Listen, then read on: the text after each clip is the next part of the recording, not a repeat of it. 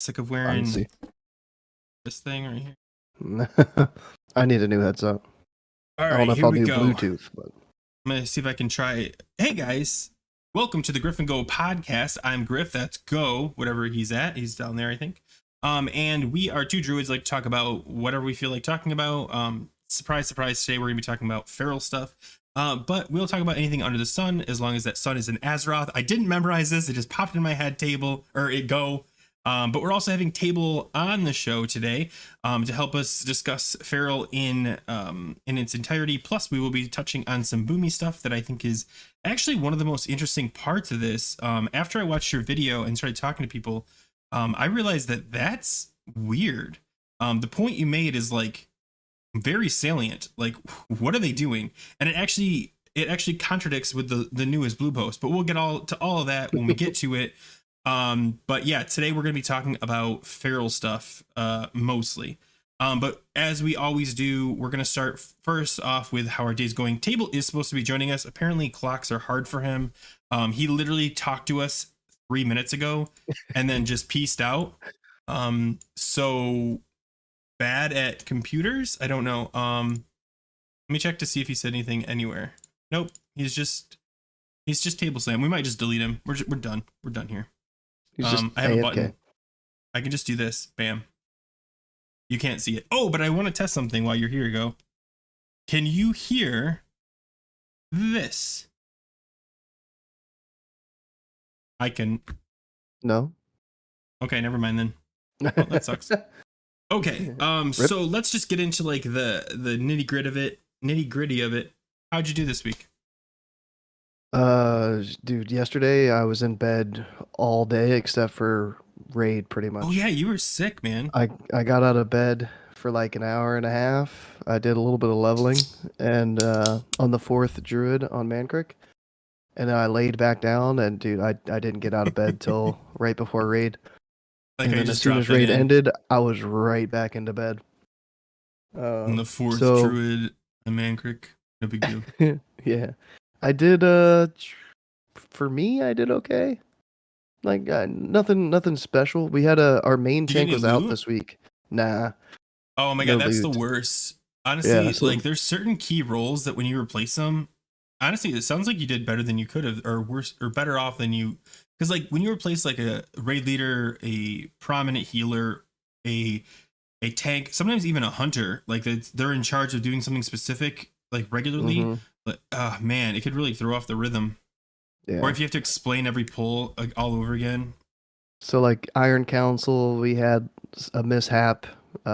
Wiped once on that. Miscommunication. Figured that out. Yeah.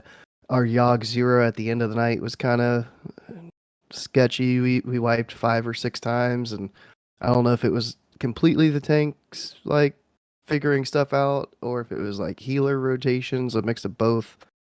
Are you guys on Yogg 0? Yeah. We've got Yogg 0 down the past 3 weeks, 4 weeks. I'll tell you, I don't want to like jump on mine really quick, but for mine, we were struggling the whole night. Like it was scuffed the whole night. And when we got to Yogg, our raid leader was like, we're gonna try this twice. If we don't get it, we're going to Yogg 1.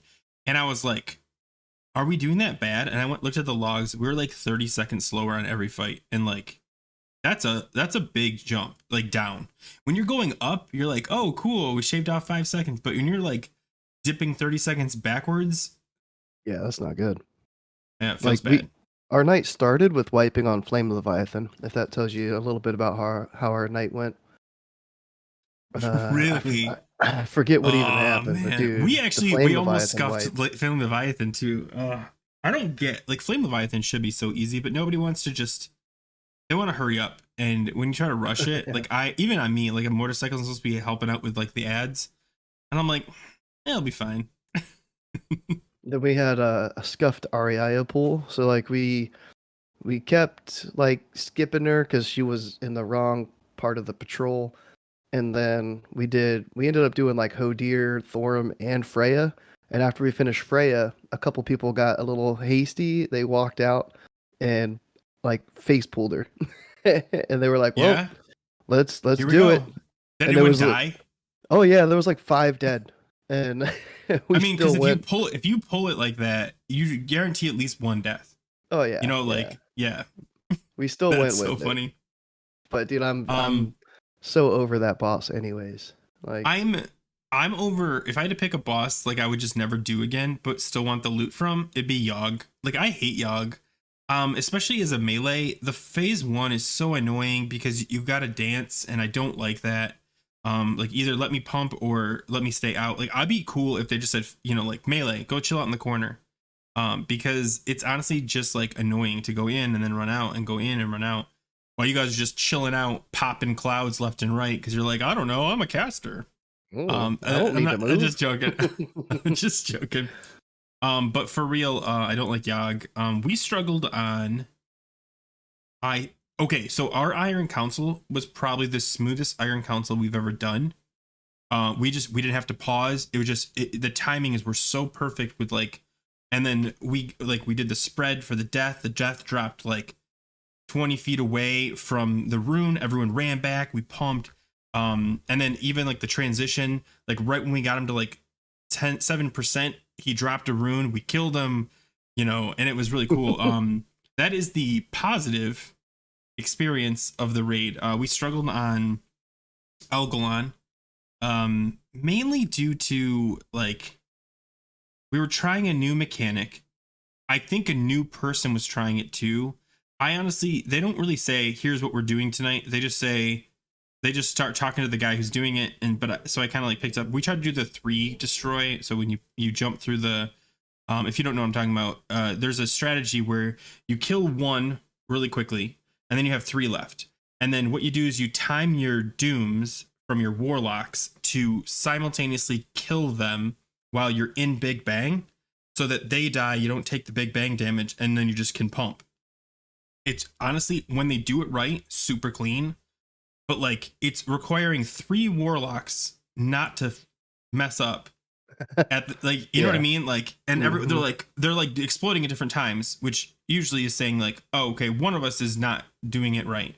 Like they all have the same timer. I'm not sure. I don't care. It's not my job. But like it is annoying when you're like, just can we like when you're in your head you're like, can we just do it the old way, because clearly like these guys aren't getting it. But then you get it and you're like, is it going to be like this every week now? I don't know. I don't care. I like that strat better when it works, but when it doesn't, it's like 10 times more annoying.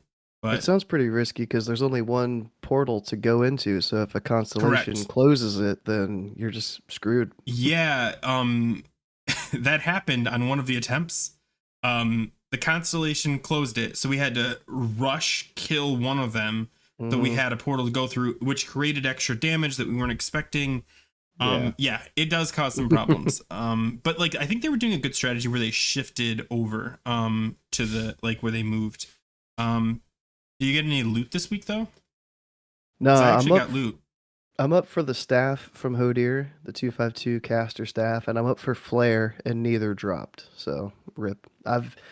Remember a couple weeks ago when I was like, yo, I got like 4 pieces of loot. I haven't got a single piece since then. So man, I've been in the drought. I've been holding out for Dreambinder for a while now. I didn't get Dreambinder. I don't normally get angry, but it's just like it's to the point where I'm like, come on. But I did get Dark Edge, which is pretty good, especially because without Dreambinder, I've had to over gear my armor pen to make up for the lack of armor pen you get from Dreambinder. And Dark Edge also doesn't have armor pen, so my like none of my gems had to be regemmed. It just kind of worked. Whereas when I get Dreambinder, I'm gonna have to like regem a bunch of stuff. I do want to take a bunch of comments really quick because we got a ton. I was chatting. Salt Shaker, the feral find changes stay. I think you're in like the 90% boat for ferals. They absolutely love it. I don't know how they're going to nerf it. I'm almost 100% chance or 100% they're gonna nerf it. I just don't know how they're gonna do it. So we will keep an eye out for that. But yeah, everyone really likes it. The AoE rotation is absolutely more fun. I tried the gift weaving thing, and honestly, I was able to fit it in. I didn't feel it was necessary. I was forcing it where, I mean, if you're trying to min-max, oh, hold on. We have a random person 11 minutes late going up. I was eating. Mm-hmm. Mm-hmm. My bad. Special guest. So we have a special guest. I'm going to talk about him in a minute, but I want to finish the comments while I fix these windows because they're scuffed. They're scuffed.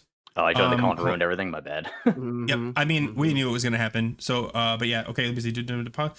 Dennis, was not on purpose, but I appreciate you spotting puns even when I don't try. So thank you. The class feels just in all belonging better. I agree. I think we've done to worry about threat and complicated. I think threat is still a concern. I think it's our top concern. However, I don't think it's if they don't fix threat, I think 80% of us will be fine. I think the 20% that have a weak tank or some scenario where they pull threat, they'll have to cope, and it's a good problem to have now. Before it was a bad problem to have because you're like, I'm pulling threat and I'm doing no damage. Now I'm doing good damage and pulling threat. Cool. That's what warlocks had to go through their whole life. So, 6 Dreambinders. Dennis, I hate you. Hey Panda, what is up? Okay, let me fix these cameras while Go tells me more about what's going on in your world. Yeah, we didn't even we didn't even do Algalon last night. We're saving Algalon for Thursday. And then since we didn't get Yogg 0 down, we also have that to do Thursday because we don't just fail Yogg 0 and then go, yeah, we'll just do Yogg 1. Like, I don't know why. I feel like I just took much a shot. rather do that. No, I would much rather do that. Just like, dude, let's just like, does anybody care about the mount?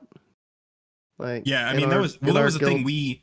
We had it sold to a non-guildy, so we were gonna have to bring someone in too, and it was just like, I don't know. I didn't personally care either way, because I don't want them out, and I was already upset about Dreambinder, so it's kind of whatever on my part. I mean, our Iron Council, I guess the tank did pretty well because we had a couple melee 99s. We had a DK with a 99 and One Piece with a 99. Table had a 96. So like the positioning on that must have been pretty solid. But all of our casters were like upper 80s. For some of it. Yeah, like 90, low 90s, upper 80s for the casters because like the runes were pretty bad. They just timing of the runes. Yeah. I think that is probably the biggest. I think that might be the current biggest RNG issue we have. Sorry, Table. I'm literally working on your screen right now. What is a fight that has more RNG than Iron Council? I honestly can't think of one. Mimiron's got a lot of RNG, I think. Yeah, Mim can be pretty RNG.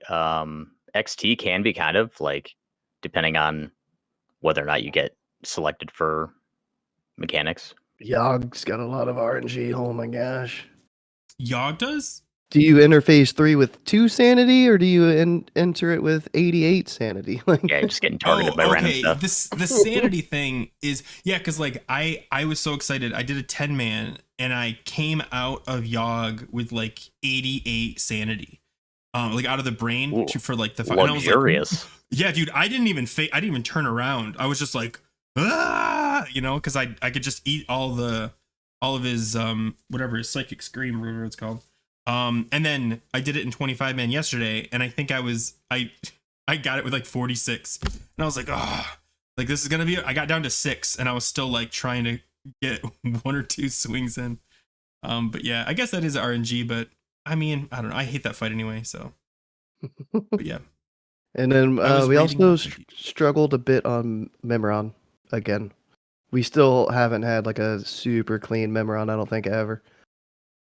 Really? Yeah. It's I think I had a clean Mimiron. Just one person to ruin the fire. Yeah. Like we do.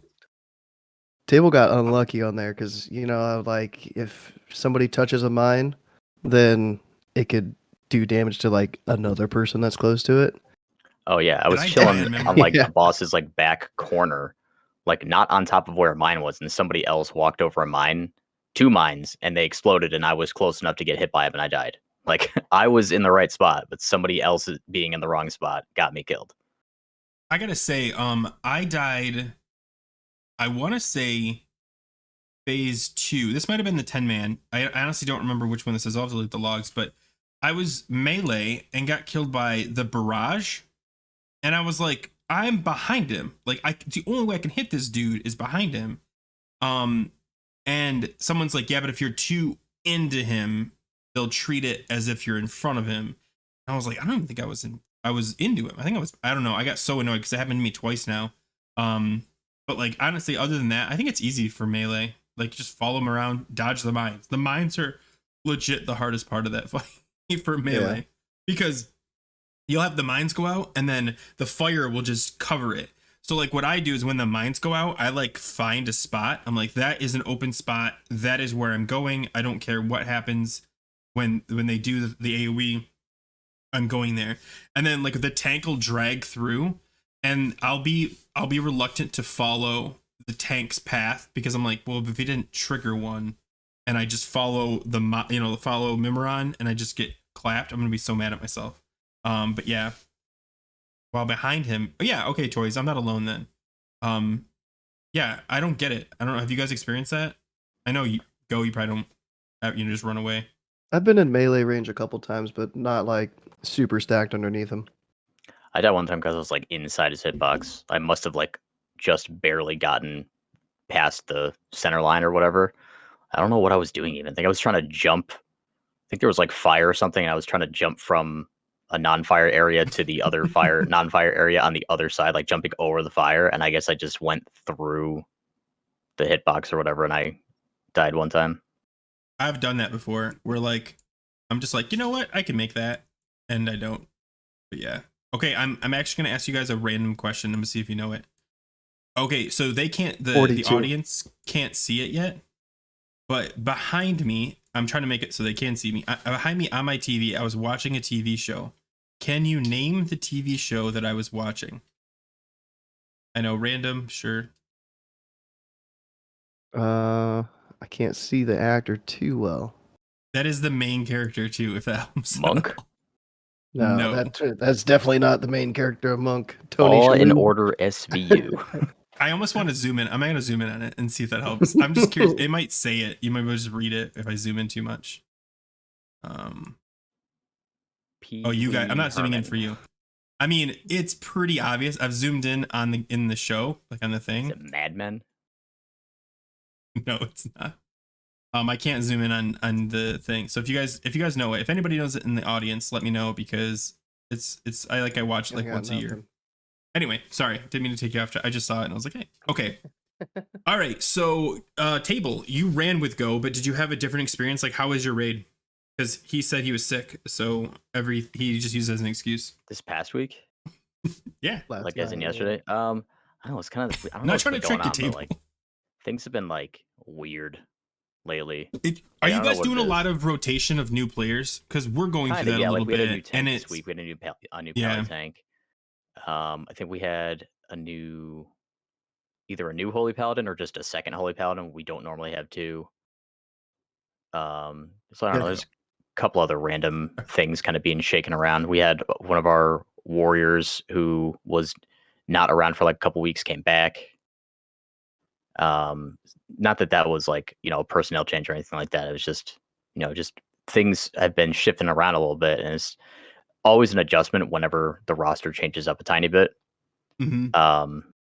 But I don't know. It's not like you could make any excuse you want, but like the long and short of it is the past like few weeks we just haven't been like on our game, and things have gotten a little scuffy scuff here and there to the point where like I don't know. It's just we haven't killed Algalon in a couple weeks. It's kind of not that's it's normal for guilds to have like a little bit of a slide here and there, but like I don't know. It's got people thinking like, okay, what can I be doing to help make the situation better? Yeah, so the second Holy Pally that we got was one of our mages. They got Valinir on their Holy Pally and our GDKP, and they main swapped, I guess. So now we have two Valinir Holy Pallies, and we're down a mage. So. Do you think maybe people were like, "Oh, cool, we got two Valinirs. We can be a little more loosey goosey with avoiding damage now"? Because it seemed like the healers were complaining, at least on Yogg. They were like, "Yo, why do we have 4 healers? We've had 3. Like, is that why our DPS is so low in phase 3?" And I'm like, I hadn't paid attention to that, but I mean, I feel like maybe there were some healer assignments switched around too that might have caused us a couple issues, but yeah, it felt kind of weird. The past couple weeks have felt weird, yeah. I think that's true across the board. Like I said, like I think, in my opinion, like I think the way because my raid leader, I don't know if this was sparked from something, but he actually after raid said, "Hey, listen, guys, if you don't want to play, if you're not having fun, let us know. We have other people that want to play. If you want to take a break or whatever, just let us know. Like if you're just showing up to show up, let us know, because we can find other people to play with you or to play instead that like are excited to be there." And I think that's kind of like the thing. People are kind of like, it's Ulduar, we're late phase, we're like week 13.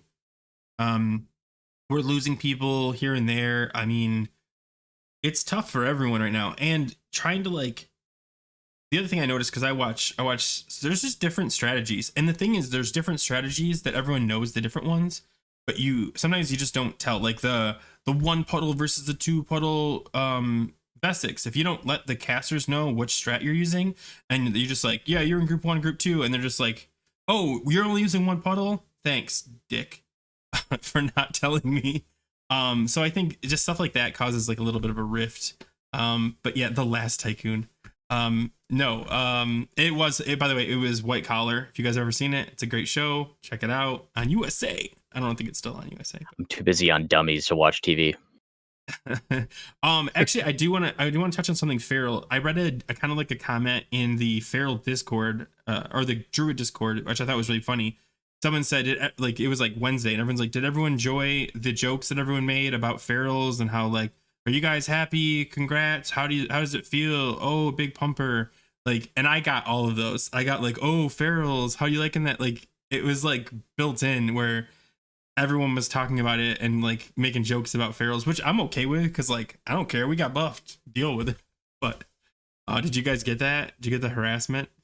The joke very quickly became, oh, so this is because I got selected for a whole bunch of mechanics. Oh yeah. Like as soon as the buff landed, it was like, okay, so yeah, we get buffed, but the trade-off is now you get hit with every mechanic. Like, yeah, I got grabbed. I got grabbed by Algalon. Yeah, I got grabbed too, right in the middle of Berserk. I also could not get the ledge spot. I did it before the pull. I walked up there and I was like, I didn't tip yet. And then I went forward. I'm like, I still didn't tip. And I was like, oh, and then I just went off. And I was like, just turn on thank RP God walk. I did it early enough, because obviously I triggered the boss by doing that, and everyone was still out of the room. They were able to reset, and I was running back. But I was like, it was so embarrassing that I was like, never mind. I'll just. Whoa, what's down there? Ah! Yeah. Hey, he has feet. But yeah, I just thought it was funny. Like everyone's like, oh, the Feral can't do basic mechanics now, and like, oh my god. Well, they give you a buff, I was trying so hard to get into the spot, and I kept like, I was in RP walk, I was like edging forward. I was like, my swipe's still only hitting one thing. I did like probably 5 or 6 swipes. RP walk. That's such a good idea. Yeah. I just just to be slower. Yeah. I have it bound too. I should use it. But it didn't even like, I don't know why it didn't occur to me sooner, but like I was like, oh, maybe I should change my camera angle to like actually, because I couldn't see where I was at all. Mm-hmm. And I turned my camera angle to be diagonal. I was like, oh, I'm still like 3 full steps away from the edge. That's why I'm only hitting one thing. Well, and then like by the time, it's even worse when there's people there too, because you can't even you can't see anything. Like all the pets are right there too. Like it's you literally can't see anything. So finally I did get in position, but it was like the fight was already half over. Like the right arm was already at like 30% HP at that point. I was like, all right, well, I'm gonna berserk and swipe anyway. But like, I mean, this is, basically scrap that one, I guess. Yeah, did awful. It is. I mean, it's frustrating that there's at least, hold on, how many? I'm trying to count. So Ignis, I'm counting bosses that have random RNG mechanics for like random people. So you got Ignis, you've got Algalon, XT, yeah, that could be annoying, especially like I love the guy that gets like 4 in a row, and they're just like, come on, and you get a gravity I go weeks. I go weeks without getting either one, and I'm like, oh, the RNG gods love me. That was me week 1 of the buff. I got the first 2 gravity bombs in a row, and then a third one later in the fight. I didn't get any searing lights. I would have rather get searing lights. Like this week, I got like several searing lights. Like at least you were still in melee for searing light. Yeah, but that was rough. I've gotten slag potted 2 weeks in a row now on Ignis. That's not fun. Yeah, you The get the first big week of the pot, buff you got on it. Oriaya, I got feral rushed like 5 times consecutively and Oh, died yeah. like You a could third of the get- way through the fight. In Malady, you could get Malady on Yogg, which I think is definitely an RNG, and because it usually lowers your sanity or whatever by like a lot. I Which don't just means mind, in the like, final phase you can't just sit through a gaze. You have to turn a around. gaze. Yeah, you have to like actually do the mechanics. How dare you?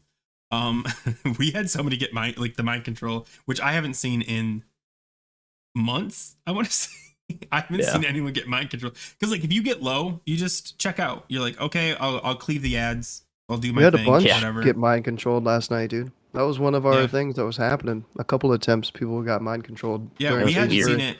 We saw it yesterday, and I love like the call. All right, kill him. All right. Yeah. It's like, well, bring him out back. Is Thorim RNG ish for melee, depending on like the No. lightning charges, or It that It doesn't kind of can affect be you like if guys? you don't The have to move blizzard can at be- all. The blizzard's more annoying. Blizzard? I don't think I've ever gotten a blizzard in melee. It's the worst. I've gotten it like one. That's what I mean. It's like very RNG. Honestly, I don't think the lightning is that big of a deal. If you're paying attention, I actually missed one last night, and thank God I didn't die. And it was because I was actually like, you ever get like caught in your rotation? You're like, I wonder if I can get away with doing this like thing right here where I can get one more shred, then I'll do a ferocious bite. And I was like, my mind was there, and I just like, oh man, mechanics, and like I just took a lightning to the face.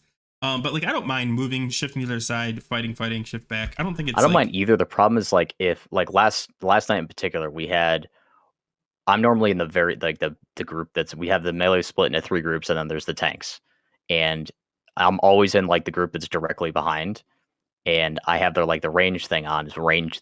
I have a macro for everything, just slash range 8, because DBM brings up range 10, so I hit the macro twice to make the 10 go away and the 8 to come up. And the whole time, no matter what I did, I would like go like a teensy bit to the left, and I was in range of somebody from the left group, and then I would go a teensy bit to the right, and I was in range of somebody. Like the left group person went away, but then somebody in the right group. So like somebody from each group was a little bit too far towards the back. So it was like no matter what, it was like, well, if the chain lightning goes on either of our groups, it's going to chain to both groups, the entire group. And like it ended up happening a couple times. And it's like anytime you have to move for any reason, getting back into position can be rough. And then if it doesn't happen quick enough, then a chain lightning can, like that RNG can screw you up. Yeah. And like the boss always turns all the time to like cast at people and stuff. So like he could be turning around and he just won't turn back around for like a second or two. So you could like potentially cap energy. Like you get an omen proc when you're already kind of high energy, and then he turns around, you can't shred him. So it's like, what do? Like you don't know how long it's going to take for him to turn back around. So do you like mangle like once? Do you clip or rake? Like obviously no, but like you're like, what do you do? Like you end up just capping energy because the boss just decides to stay facing you. I like how you threw out a suggestion. You're like, but never do that. You're clip a rake? No, do not do just that, like guys. That all was a these joke. options run through your head. Like I need to spend some energy. Like what do I spend it on though? Life is tough. But yeah, I thought this week was more pressure because of like everyone knew we got buffed. So I tried to perform as well as possible. I improved one of my scores. I feel like my gear is tied, and like you missed it earlier, but all of our times got slower this week. And like I think every single time except for maybe one fight, our time got slower by anywhere from 10 to 30 seconds. And I don't think that's like a deal breaker, but also it doesn't help, it doesn't help me pump harder, because I think my rotation feels fine. It's definitely a difference between like, a 99 and like a 97 though. Yeah. Like 30 seconds fight time, like that's how you go. Like if that's how you go from like a 99 to like a 97 or a 96. Table, I'm curious what you think. Ian asked this question: if you have Runestone up, do you delay rake? I know you do. I right? do, When yeah. you've got ARP, I don't, and I wonder how big of an impact it is. Do you happen to know? Like, I mean, I can't sim that, but I'm curious, like, if you have Runestone up and you're like at or close to the soft cap, the shred will just do so much more damage. Like baseline, rake does have like higher damage per energy than shred, but shred does like a little more absolute damage. Add armor pen into the mix, and shred is definitely more damage per energy with, even if it doesn't crit, it's more damage per energy with armor pen than rake is. And that's only going to be valid in this phase, right? Because once you get tier 9 where you're extending Rake makes more sense. I don't know. I haven't done the Sims yet, but I'm kind of curious. You just get one extra tick of Rake, so like its damage per energy so gets more efficient. Make the value come up above? Because phase 3 is interesting because you're still in the relying on the proc stage of your life, where once you hit phase 4 ICC, you're moving to hard cap, which means you're always going to have that ARP cap. But in phase 3 in TOGC, you're still going to be reliant on Runestone to get you up above the soft cap. So you're still in the same situation, but now Rake has gotten better, and I think in multiple ways. Doesn't you get Rake extended?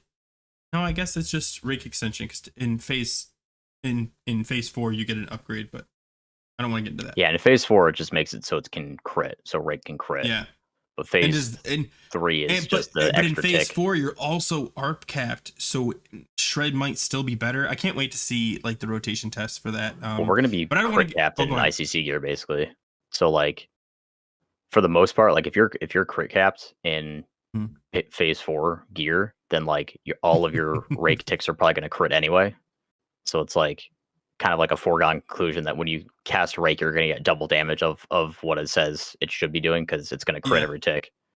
I think what Soren said is true. Like, I almost feel trapped with Rake because it's almost like they forced us to use Rake by giving us a tier set bonus that lets us, like, if the tier 9 bonus was gone and the tier 10 bonus was gone, I would just take Rake off my board. Yeah, probably. Like, it's not terrible anymore. It's good for like, if you're like, for example, you know how like we have the talent that increases our shred damage on bleeding targets. Like at the beginning of a fight, Rake is an efficient way to make sure that that's up because it's going to be before your first rip goes up. But after that, if you have good rip uptime, then after that point, it won't matter. Yeah. If we didn't have set bonuses that made us want to use Rake, we probably would only use it at the start of the fight before we have a rip on the target. What's the DPS loss if you remove Rake? It's like 80 DPS, right? It's not like crazy numbers. It's not insane, but it's a big enough amount that it's like if you choose to do it, you're purposely choosing to do less damage for like no reason, basically. And our rotation has already been kind of like eased up a lot, so I don't think Rake is a challenge to keep up. I'm curious, like if it's an improvement at some point, I definitely want to just like abandon it. It's funny because like go ahead. The way that it is now with Rake, like the way that Rake is prioritized, it's like surprisingly similar to how we prioritized it with Lacerate Weaving, where like if you had to drop something from the rotation to be able to maintain all of your other stuff, it would be Rake. And it's kind of the same thing now. Like if you have an Omen proc, you're obviously going to spend it on Shred.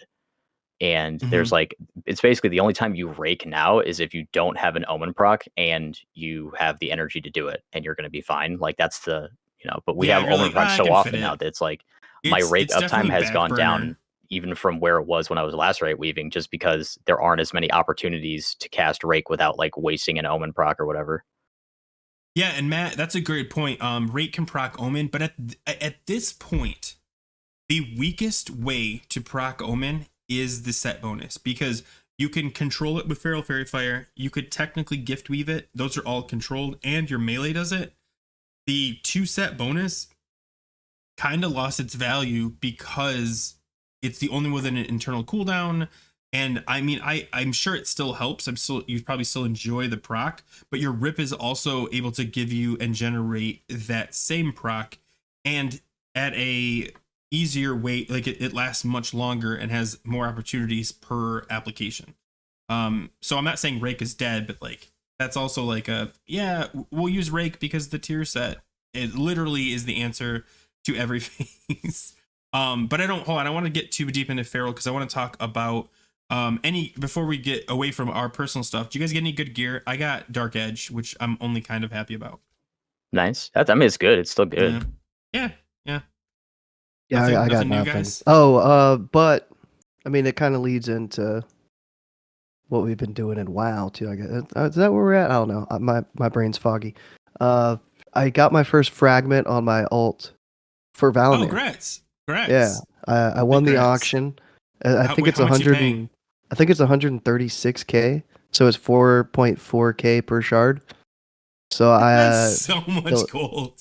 yeah. So It's a lot I of got ZG runs. my first fragment Saturday or Sunday because they changed it. So yeah, I'm getting Valnir on the alt confirmed. That's 2 like rings. obviously awesome, but also that's so much gold. And saying that 3-letter word alt, you know what I mean? Like it's not even my main I'm getting it on. Like, but It's hey, so funny. I'm It's like getting the it full too. meme, dude. At that point, like you're Yeah. oh, get it to a I Boomkin. I Alt think, an alt Boomkin. but you know what? We talked about this all the way back in phase 1, and we even said that the amount of runs and full clears that people are doing, you're gonna see everybody that wants a Valinir is gonna get it. Is the Oprah weapon? Like, you get a Valinir, you get a Valinir, you like yeah. Oh, you know, we're only what 3 Valinirs deep now. Like, everyone's working on like the 3rd Valinir for a lot of places, but that's right now. When TOGC comes out, people are still gonna be running Ulduar just to get their Valinir. So you're gonna have average raid's gonna have 3 or 4. And I know it doesn't stay bis, I think, even after phase 2. But people still want, you know, that orange thing. I It'll stay mean, relevant for a bit. At the very least, tank healers will probably still like it. I don't know if it'll be bis, Paladin, but I mean, healers for sure. Paladin healers will oh, probably yeah, be wearing definitely. it for a while. But like boomies, I think didn't you say boomies replace it in phase 3? there's a couple main hands that are there's like Yeah. 2 main hands that are better than it. Yeah. Because you It's just don't orange, benefit dude, from like- the thing. Yeah, it's orange though. dude. Yeah, what are we Come talking on. about? And it's Why only are we a discussing slight this? DPS upgrade for those 2 new weapons next phase. So it's like that just means I don't have to worry about buying another weapon all the way through phase 3 because I'm gonna have Valnir. You control Yeah. people. Plus, it's Valinir. I mean, Yeah, like, I can sit if in. I could get Dalaran my with it. hands on Atiyesh, even though it's garbage now, I still would. I'd still try to get my hands on it. So, but yeah, so I just want to jump through and get kind of like, because I want to talk about feral stuff. Toys, don't let me forget about Fireweave or Mangle Fire or whatever we're calling this thing now. I do want to talk about that because I do think it's Fireweave. really fun theory crafting. You'll hear about it. Don't worry. But I do want to talk about polls. I did not do any polls this week. I do not feel bad about that. I had an absolute ton going on. I know Table had one this morning or this afternoon. And I will switch my screen so people can see that I'm super Straight organized. up, it's because I low-key forgot that I was coming on the pod today, and I was like, duh, I need a poll. Shit. I mean, Okay. we didn't go over ours from last week though, Griff. So if you want to We didn't? yeah, no, we didn't talk about them last week because we had Smooth on and then we had Oh. Bearbiss on. Okay, so cool. Well, let's yeah, get Tables out of the way. Table says, was the Fairy Fire feral? Thank you for using the correct terminology. I still am going to call it Feral Fairy Fire, but whatever. Was the Fairy Fire feral change the best thing Blizzard could have done to achieve their goal of eliminating bear weaving and flower shifting / gift weaving? I chose no. And I did comment, and I want to read my comment. But first, and then also, I'm more or less, I want to read yours too. Did you respond? Increase the cooldown or make it a glyph so we have to replace glyph. See, the cooldown's the same problem. Okay, let's talk about this really quick. I think it was a great idea. I think if it didn't require a nerf, like if they're like, hey, you know what? We like it as it is. I think it is a great and permanent problem. But because they've hinted that they want to nerf it in the future, well, not even hinted, they did it and then undid it. I don't see an easy way for them to do this because they tried with Naturalist. That obviously wasn't a smart play. Whatever. If they can come up with a clever way to nerf this, like incrementally, I think that'd be great. But if you reduce the chance, then bear weaving comes back. And the whole point of this is to get rid of bear weaving, gift weaving. So keep in mind, like, and I mean immediately, if they make say, or Feral Fairy Fire proc it 50% of the time, like a 50% chance, what you're going to see is you're going to still see people put it in the rotation, but you're going to see them shift to bear first, do something, do the Feral Fairy Fire. If it doesn't proc, shift to bear, or one of the other things, where they're going to just use bear to substitute the 50% loss.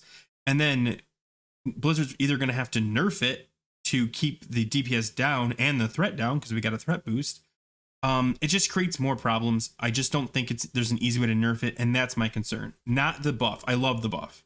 But what do you think, Table?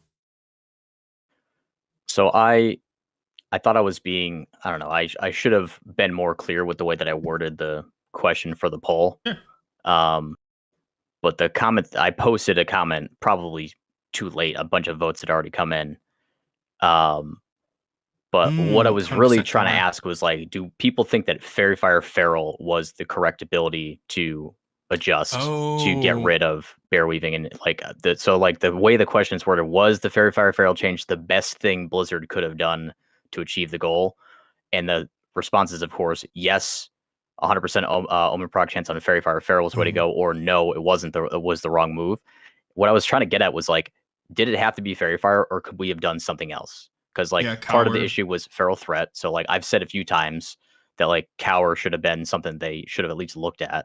So it's like I gave a couple of options in the comment that I posted. Like what I was more or less getting at was that the correct thing to choose to change to get rid of the problem or to help solve the problem? Like it could have been cower instead. Like cower does have a longer cooldown, so that still could have opened the door for some bear stuff. Cower's a 10-second cooldown, whereas Fairy Fire Feral's only 4 seconds or 6 seconds, 4-second difference. So it's like it could have been 100% proc chance on cower, and also like, you know, change it to a percentage threat reduction, not the stupid static one. Would you still pay for cower? Probably not. I would want there to be like, if they're going to do something, maybe do like a glyph that gives Fairy Fire Feral and cower like a chance to proc Omen, and also like removes the energy cost or something like that. Like there's like, because part of the issue is threat. Right. So like cower, obviously we have an ability that lowers our threat. It just sucks ass. So like, I think it's, you know, make it not suck. I think cower is a good idea, mainly because feral Fairy Fire wasn't unheard of. Like we know what feral Fairy Fire is. We use it. 80 to 90% of ferals do not even put cower on their bar because it's an inefficient use of our time, and it's a DPS loss by a lot. Because it both costs energy and a GCD, and it doesn't even do anything amazing. Like it's not salve, it's not anything good. It's just like cool for half a second. You might slightly not gain threat. It's just not good enough to be usable. So if they were to rework cower, that would be great, because it then could find its way onto a keybind. Which right now, I mean, even if you have it, you probably click it because you're like, I don't care. That's like super out of the way keybind for me. Yeah, like way over there. It's like a shift mod plus another thing. It's mine is you press the P and then you have to click on the symbol for just open your spell book. Mine's just not. I'm not pressing it. I don't care. Get mad at me. But yeah, I think that's an interesting question. I do like the feral Fairy Fire, and something that came up on my. I did a stream a couple days ago when this first was announced. I think I did a stream for both the buff and the nerf. I don't remember which this was on, but we were talking about what would be the good. No, it was the nerf. We talked about this because they wanted to reduce the DPS, and a suggestion that came up that I think gained a lot of traction in that pod, in that stream was we have a glyph of Savage Roar, and what that does is increases the Savage Roar increase by 3%. So Savage Roar already gives a 30% increase. This is a 3% increase to Savage Roar. What they could do is get rid of that glyph and replace it with Glyph of Fairy Fire. And the Glyph of Fairy Fire gives you 100% proc chance. So you get your Fairy Fire 100%, but you lose 3% damage. It doesn't affect PvP, apparently. Come at me, PvPers. If you use Savage Roar, let me know. I heard it's not the play. I've also heard some people say they do glyph it. I don't know. Regardless, that could be a small fix, or keep the Savage Roar glyph, but then forces you to choose between Savage Roar and Feral Fairy Fire, and that's also a solution too. Regardless, by doing that, you're not affecting bear, you're not affecting theoretically any other class, and it would still be a boost or a buff, but it wouldn't be as big because you'd lose about 3%, which I think everyone would be happy with. And I do want to point out, and I think this isn't said enough, when the buff came out, ferals were super happy. Almost every feral I talk to goes, yeah, they're going to have to nerf this somehow. Like everyone's like, it's going to get nerfed. And then when the nerf came, I was shocked that it came so quickly, but I expected a nerf. And I was also shocked that they didn't foresee the problems with PvP and bears, because like literally I hopped on the stream, read it, and was like, yeah, but this affects all ferals. Like, yeah, how is this? And like immediately that was what I thought. I was like, this affects PvP and bears. Like, and then the crazy part about that also was that they blue posted after they ninja nerfed it. Like they pushed it out, and then like a couple hours later, like, oh, here's a blue post, and we thought we weren't fit gonna in, notice we something. fit in the we fit the threat thing in there. I would love to be the guy who first discovered it, who was just like respecking. He's like, wait, isn't it 10%? Yeah, wait, what? Hold on. 1%. And then he reaches out to the Discord, guys, have you seen this? This looks wrong. Am I crazy? And he opens up Wowhead. He's like, yeah, it says 10% there. Like, I would just love to be that guy. Like, I would love to have the been first that, week. People were like, "Now you're trolling," and then they look themselves. They're like, "Oh no!" Like, I would have had like a corn cob pipe in my mouth and be like, actually, I don't know how to use a pipe, but I would have been like, actually, I've deduced that they've changed. I would be so excited to be that guy. But regardless, they people were no feral cat was like, oh, come on. They're more like, dude, they did this way too fast. It feels impulsive. But everyone else is like, the loss is like 400 DPS. That's fine. Like most ferals were just like shrug. Like, yeah. But yeah, the biggest people were PvP people were really upset, and bears, because they're like, yeah, cool, they balanced our threat, but parsing is parsing, and you just took our parse away. We didn't have anything to do with this. Leave us alone. Anyway, so could Blizzard have just made it so if you're in bear form you don't regen energy, or is that something that's needed? That was one of my suggestions. If you want to stop bear weaving, if you read the tooltip for energy regen, it does it's kind of ambiguous. It says the energy you have will not be lost when you shift out of cat form or something like that. It doesn't actually say, I'm pretty sure, that you regen energy while out of form. It just says it will maintain your energy that you currently have. So if you're at full energy and you shift to caster and you go back, you still have that full energy.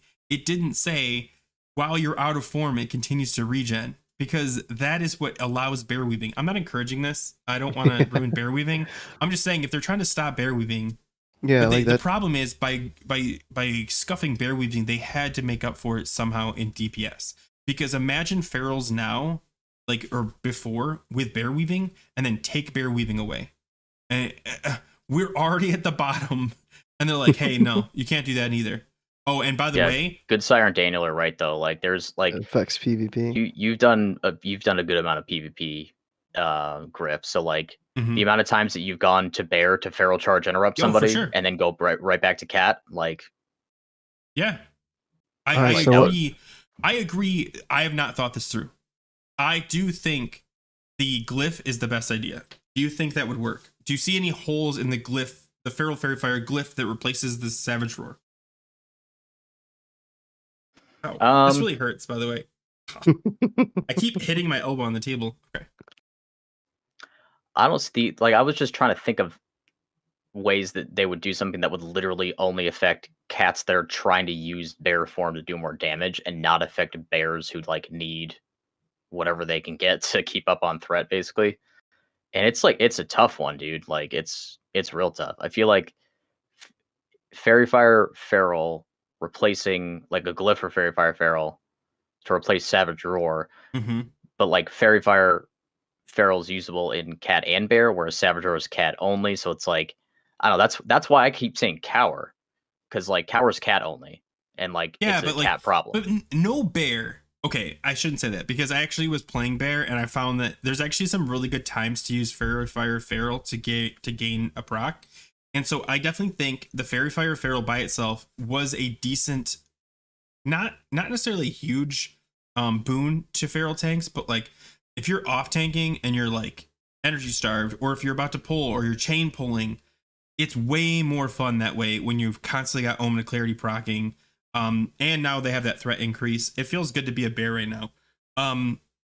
So would a bear glyph feral fairy fire?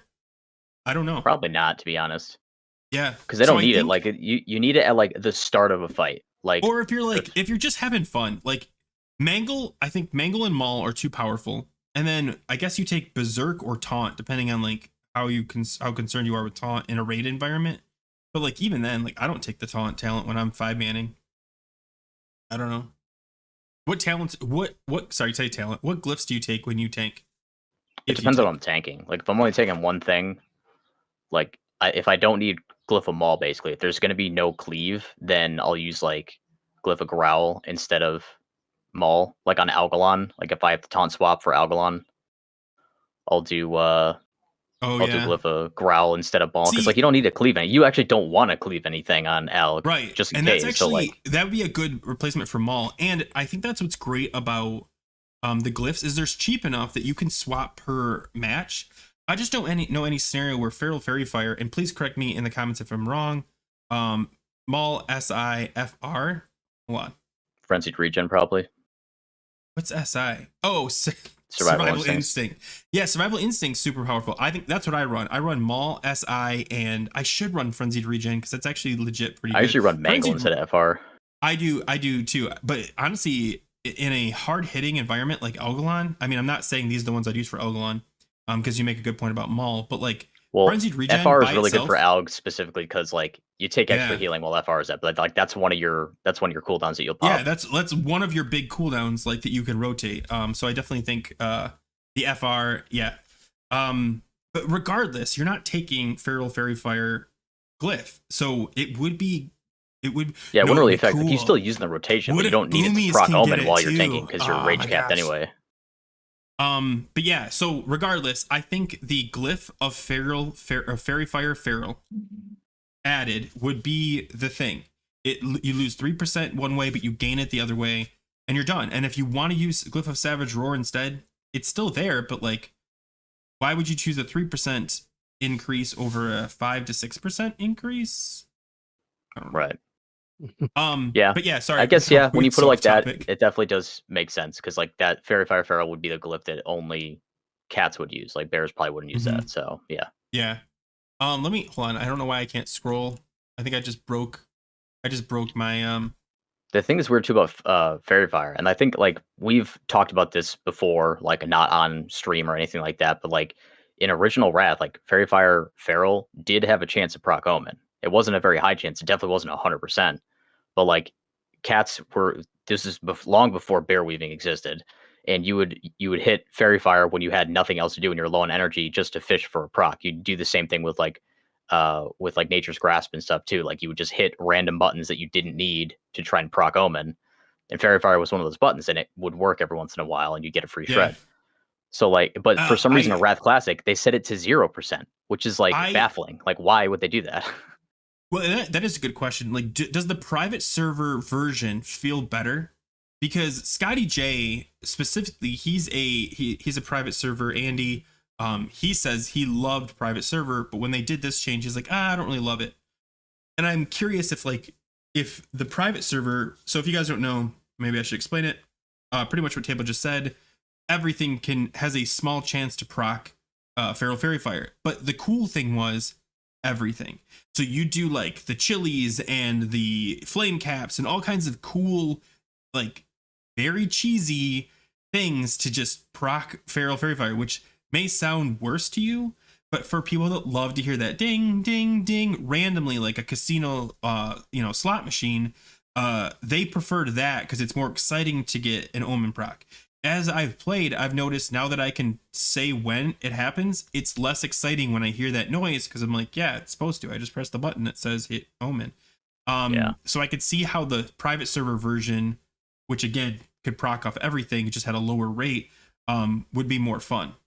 It's like the unfortunate thing about the change is like, or the unfortunate thing about like old logs in particular, like you can't really go back. Like there's like World of Logs you can still access through the Wayback Machine, but like that doesn't have any information about, like you can't click an individual player and see like their damage breakdown or anything like that, which means you can't see their casts, which means there's no way to know what their proc rate of Omen was at all from original Wrath. Yeah, so like it's really hard to verify that stuff. You can't deep dive and be like, oh, this guy got hysteria. You don't know.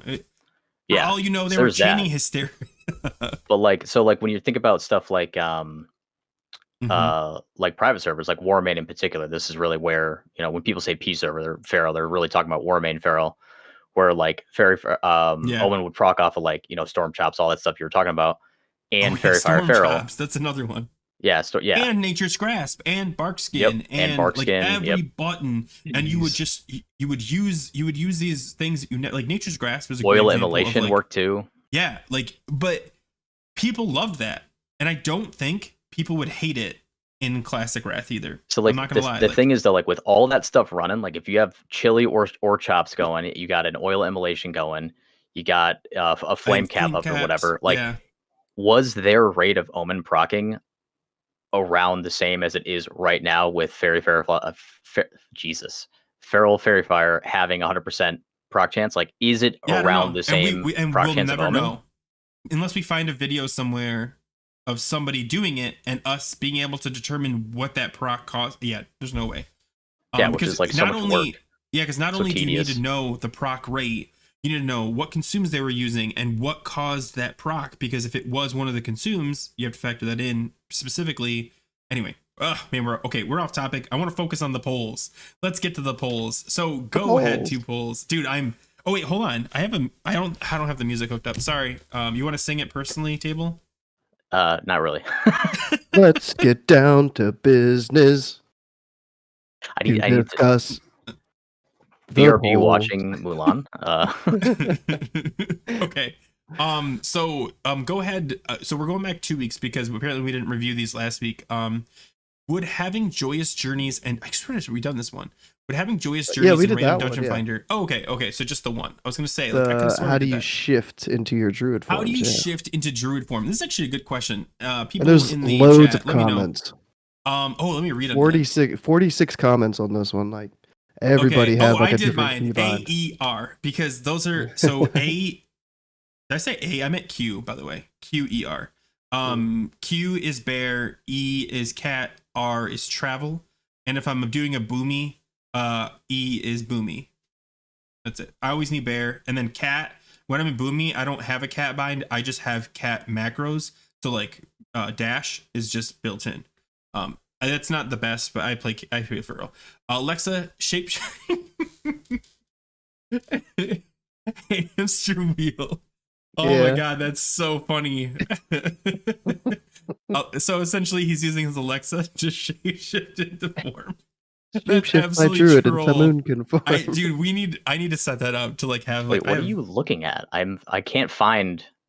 I am on. Is it one of Go's polls? Yeah. Oh my god, I was looking at Grif's page. I was like, what are you talking about? No. You gotta look at Go's poll. I don't play druid at the moment, but last time I did on retail, it was 10 on my G600.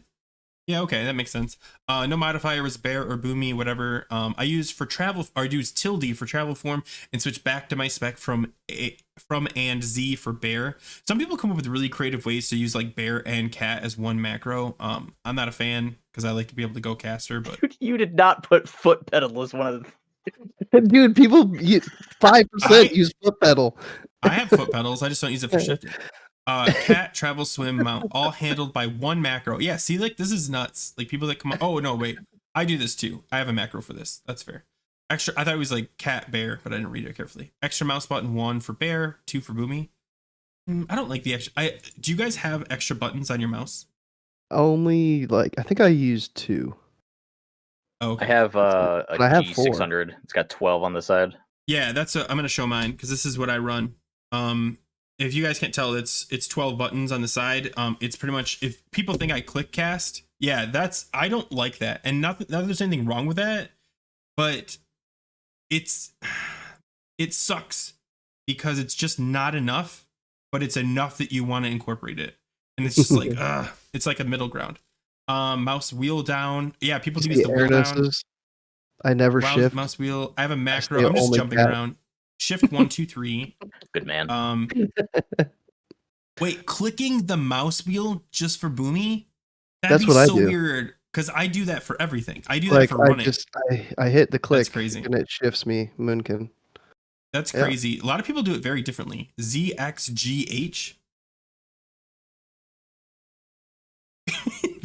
I use Z and X for Z is my haste potion. X is my belt if I need to do a belt, and then F and G I use for trinkets. I don't know what you guys do. This just made me think, if you want to lose like 500 calories during your raid night, bind your feral fairy fire to a foot pedal. Did you read? Okay, Lal Canawal Able, great name. Okay, his is Alt F3 to get into Moonkin, Alt F4 any other 4.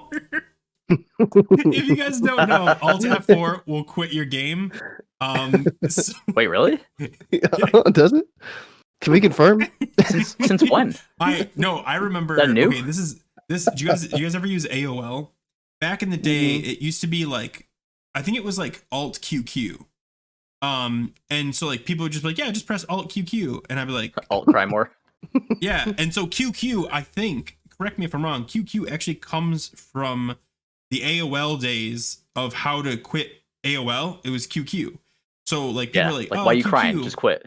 Yeah, just QQ. So yeah, man, there's so many. You should read through these. They're actually really good.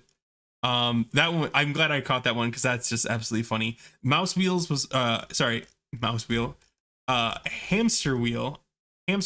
Yeah, his is good, and then the other one I read. But there's a ton on here. Read through them. I just did a comment. It's a joke, obviously. Like, this is an old ass poll, so like nobody's gonna see it. I just did it for jokes. I type /cast cat form and /cast dire bear form. Oh my god, you type it? No, I don't actually. I know you don't. I mean, that would be embarrassing. Imagine if I did though, and I was still getting 99s for last rate wave. Okay, That man types at 300 words per minute. I think I had one poll. Let me see what it was. Yeah. How do you feel about the feral changes? In case you missed it, okay, that was so like the first one, right? This is literally when the first buff came. 88% of you are pretty excited about it. So love it finally. 7% said I like how it was. Blizz needs to chill. Those are the bear weave sweaty boys. So that's table slam, obviously.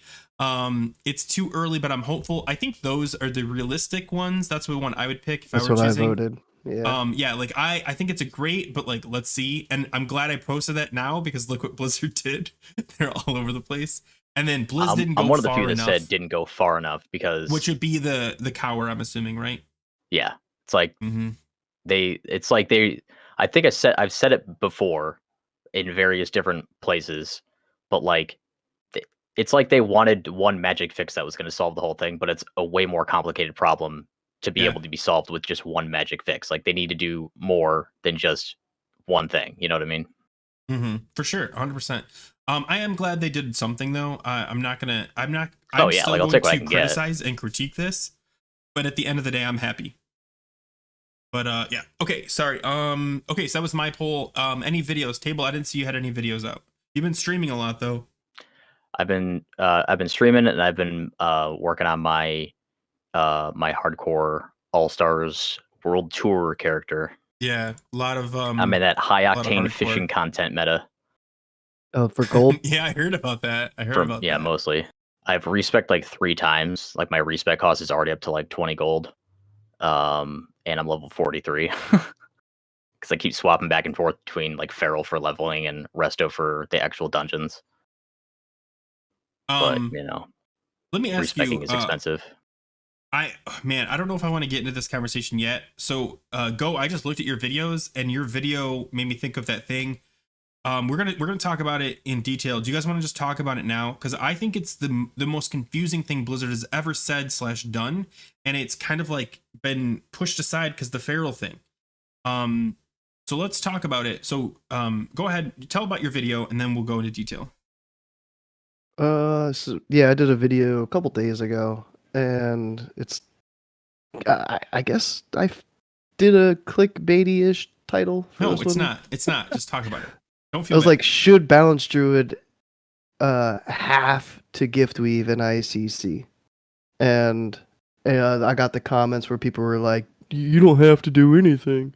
Blizz isn't making you do this. You don't even have to play the game, dude. Yeah, you don't even have to cast Starfire if you don't want to. Don't even go into Boomkin form. Just respect Feral, they're top DPS now." But the voice. Let me pull up the. I have the video, specifically the highlighted section that you were talking about. And I'll quote it so you can riff off of it. In the blue post for the original buff, it said, "Lastly, we found the change that prevented Gift of the Wild." Sorry, this is for the first blue post of the nerf. I misspoke. Okay, sorry. Lastly, we found that the change that prevented Gift of the Wild from triggering Omen of Clarity was unnecessary and will have a negative impact on balanced druids, so that change is being reverted. Okay. So like I said, it went by.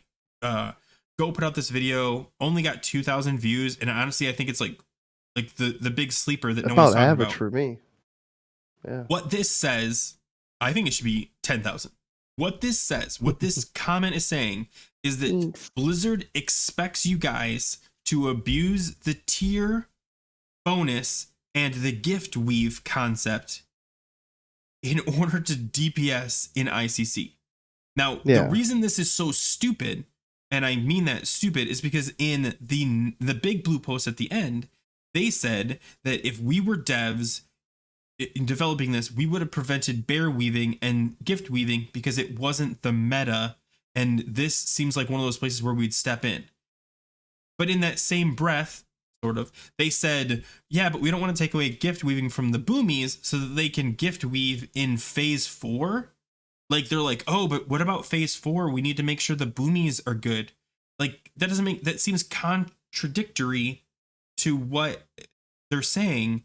So were they just BSing on that last post? They're like, oh, well, we would, like, justifying the buff. I don't care. Like, I don't feel they needed to. Barrels are a little weaker than we thought. We buffed them. Honestly, no one would have been mad about it. Instead, they tried to justify it by saying, like, we want to stop bear weaving, which is fine too. But they said that, like, the dev thing, which I agree with, they would have prevented it in original Wrath. But they're okay with giving boomies the opportunity to cycle Gift of the Wild so that they can abuse their tier 10 2-set bonus.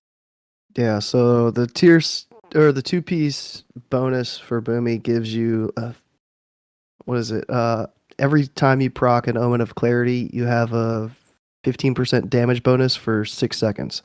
Mm-hmm. So I guess like what we're supposed to do is like either pre-pull or during like an AoE pack or during movement, if both dots are up, you gift weave and you proc an Omen, and then you can have that buff for the remainder of the 6 seconds after your GCD rolls out.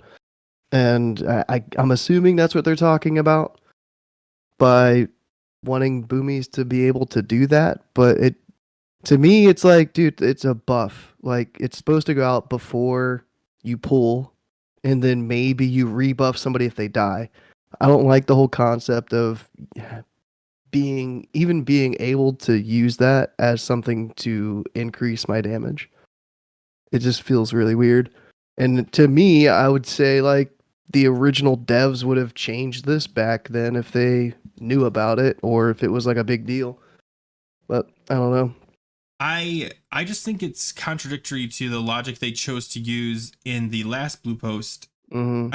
I don't care. Like, personally, like, again, if they want to make these changes, fine. But like, I feel like they're either lying about why in one case or lying about the other. Like, maybe they brought gift weaving back for a different reason, but they're going to be like, well, balance druids, maybe they're, we don't want to affect their tier 10. And maybe balance druids were really upset because they had planned to gift weave in tier 10. And if they said that, like, well, the balance community said they plan to do that, so we want to bring it back. The problem with that is they then said, we don't want to encourage mechanics that the devs would have supported in the original WoW. Maybe I'm just harping on this too much, but I just think it was like weird choice. Yeah, so to me, it's like Blizzard wants me to use a buff during the raid consistently. Like, why? Like, that's not in my tool. Like, that's not in my spell book. For like, I didn't. You know what I mean? Like, well, let me ask you. It's in the resto tree. It's a resto spell.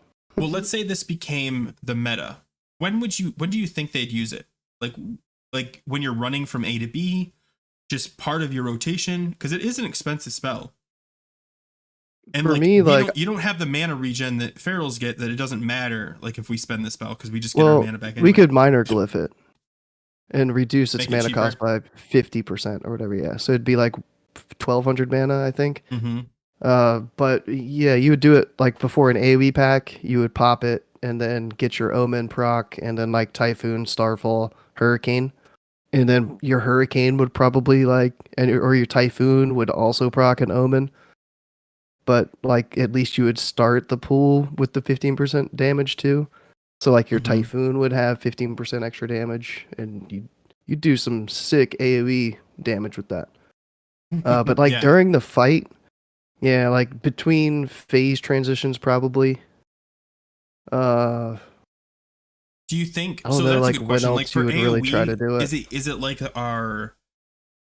our AoE where we do like a rake savage roar and then you just go? Is it something like before every hurricane you would do this and then Yeah, you do it, apply it, hurricane? yeah, I'm kind because of curious because like I don't know. you're using gift, which is if you have it minor glyphed, isn't that much mana. So then you're also getting an omen proc, which is making your next cast free. So my typhoon would be cost no mana. So it kind of like evens out. Yeah, I'm just And you get curious. more damage out of the typhoon. And I'm getting more damage out of it. Yeah. I want to definitely keep an eye on that going forward, and hear what Blizzard has to say because again, I think it's contradictory what they said in the two. But yeah, obviously the feral thing overthrew it. I'm just gonna touch on my videos really quick. I made a ton. They're all about the feral buff. Feel free to watch them. Honestly, the most important one I think is, I mean, if you know about the nerf / buff, you've probably got an idea of all these. But I did one where I actually went through the logs. It's called Our Feral's OP. Let's check the logs. Where I went through the logs week by week, and I think it's really important. Or sorry, for the last week, I think it's really important to understand that because everyone's like they're OP, and I said many times I think it is a kind of like a, man, what was the word I chose to use? Like a misleading thing because you see your feral go up so high. They were just, the rotation was so hard that they've simplified it so that all ferals have been lifted to make, because their rotation so much easier, that the DPS increase is a small part of it. The other part of it is our rotation has been simplified enough that the average feral is now just doing better. And we're not topping anything. We're not the top of literally any single fight. Not a single fight are we #1 DPS. So, and that's a big video I wanted people to watch. If you get a chance, check it out. Whatever. Okay, guys, we are on to the big stuff. Are you The ready? big stuff. Oh yeah. Okay, and I lost my notes, my show notes. Okay. Video main topic. Okay, the blue posts. Let's talk about the blue posts. Do you think Blizzard handled this well? They don't know what the fuck they're doing. Okay, so how closely did you guys pay attention to the blue post? Did you notice there was 2 different people? Did you guys like pick up on that? Yeah, there was one post, and then Agron was typing for like a half hour. Yeah, and I think that's interesting that there isn't one unified person, like, and I mentioned this before, like a ghost crawler that's like, hey, here's what's going on. I'm the guy. I'm gonna tell you. We had 2 different people posting 2 different things. I think the original buff got posted by Agrand, and then somebody named Sonk posted the nerf, which is frustrating because it was ninja nerfed. So then I don't know, and then Agrand posted the essay, which I thought was what the original buff should have looked like. Like, hey guys, here is everything, and I love that they slipped in the mage and warrior thing. So the warriors and mages are all hungry for it now. They're like, come on. Yeah.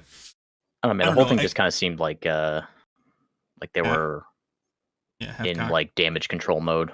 Like 100%. That's how I felt it too. Yeah. Like, I don't know about you, Grif, but like when I heard that the change to Fairy Fire Feral had happened, I assumed, like any reasonable person who plays this game and has been playing it for a while, that they meant PTR. So I installed the PTR and got on the PTR to check it out.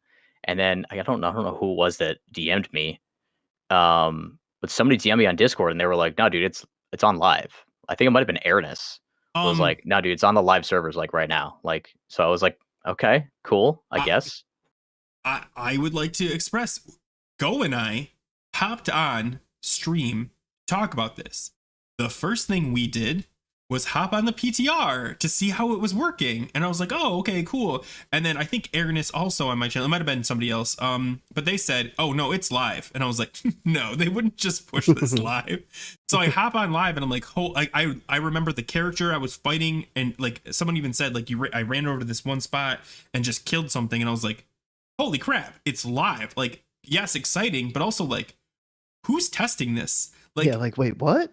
show me the dev that is doing a feral rotation, and I will show you a liar. Because there is no dev doing feral rotation, at least not efficiently right now. So the fact that they just pushed this out and they did it, and it's the idea of a sim versus reality. Like, yes, sims are really good, but you need to test this in reality to know. And that's why the PTR is so important, because all of us ferals would have absolutely hopped on the PTR and been like, oh, this is actually big. And then they would have been like, okay, well, thank you for the feedback. We're going to turn it down a little bit with naturalist or whatever that's called. And then we're like, oh, but careful, because that does this. And they're like, you know what? You're right. We're going to try something different. And that's how it should have worked. Instead, it was just a week of chaos. Let me touch on this whole PTR thing really quick. So like everyone's like, yeah, they should have tested this on PTR. Do you really think like a full raid group is gonna PTR to test their feral druid's damage? Like No. how would you get an accurate test on the PTR for a change like this? Okay, here's the thing. The PTR is the community's access. They should have a private server, like for themselves, like a personal version. I'm sure they do. And they would hop on, and before they did the change, they would do a basic, maybe like a basic test, like mangle, rake, savage roar. I don't even mangle, savage roar, rake, like a very specific one. And maybe like even the devs. Yeah, and like maybe even turned off Omen of Clarity, so that they could get a consistent or at least close to consistent aspect. Then they could have turned on Omen of Clarity and tested that, and then turned on Feral Fairy Fire, and so they could have like, okay, it looks like it's increasing it, and they've done this 20 times. The sims are great because you could do that rapidly. That's automated testing essentially. The problem is the sims aren't actually simulations of the game. They are coded simulations that don't actually interact with the game. So the final step is you push it on the PTR and you let idiots like us go to town and find the problems. And by skipping that step,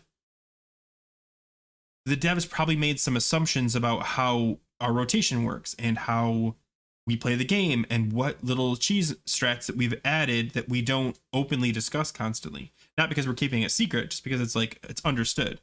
You know, like, oh yeah, you do this thing where you know, whatever.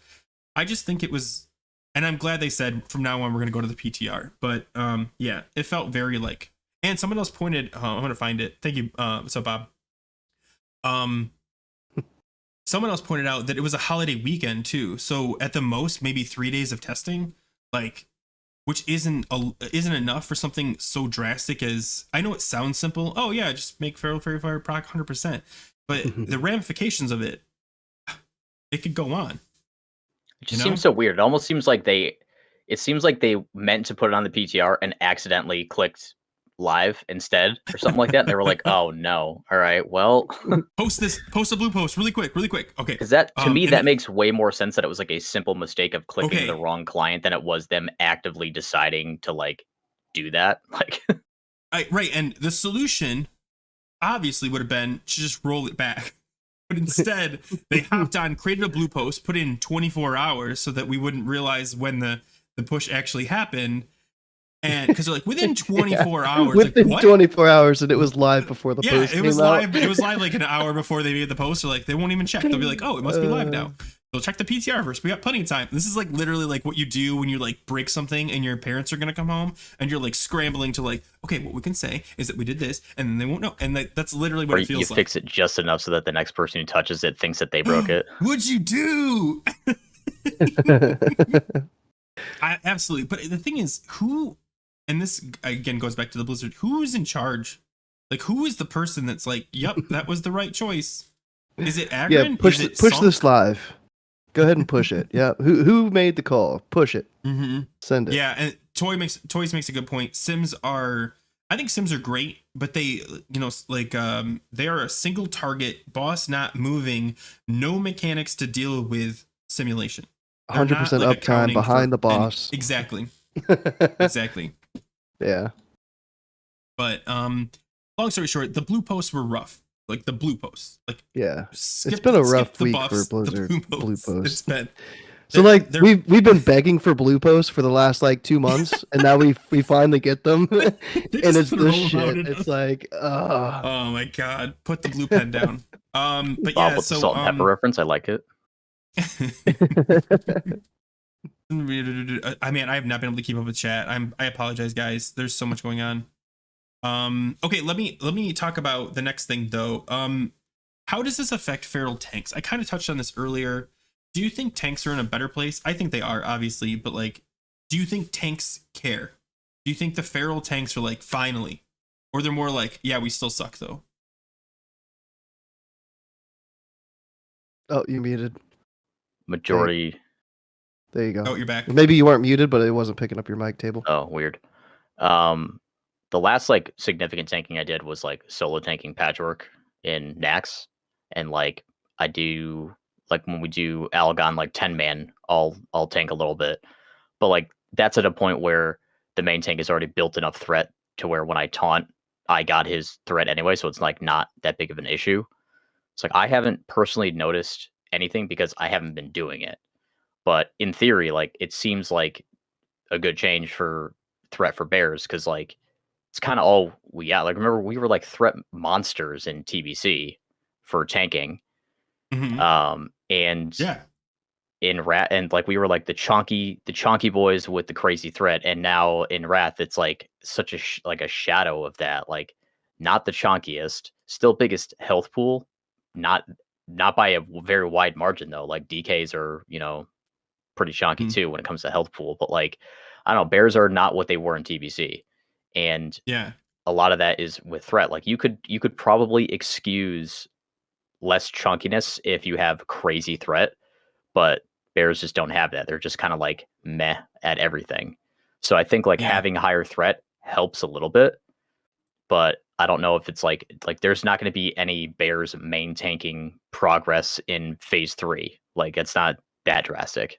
Well, if they are, they're definitely not a structured comp. It's more like in groups where they're like, let's get 10 people together. Oh, you can tank. Yeah, people racing for world first aren't going to be using a bear main tank in phase 3. Yeah, I think any, not even world first, but like a competitive raid that wants to clear in week 1 or week 2, they're just not going to use a bear. The only time you use bears is kind of the scenarios you talked about, like where it's a temporary thing in the middle of a fight where you're like, hey, grab the ads really quick and we'll fix it. Or like on a, we've had a time where, man, when you're going down into Thorim's room, and we're grabbing those 2 dudes in front of Thorim's, and the other 2 guys pat, and so we end up getting the 2 guys that you have to kite around with the orb. I don't know their names. I apologize. Oh, yeah, and then you also have the guys with the lightning. Well, like I've had that happen, and I just turned bear, grabbed them, hit my survival instincts, and said like, "Hey, heal Grif," and we were able to recover from that. And that is an awesome tool. At the end of that, I still went back to cat. They were like, "Oh man, that was amazing. Just be a tank." No, because like they're not strong enough. They don't have the cooldowns that paladins have. They don't have the threat that DKs have. And yes, they have a bigger health pool, but because a lot of the damage is magic damage and they don't have enough avoidance, they're kind of weak in every aspect of the game.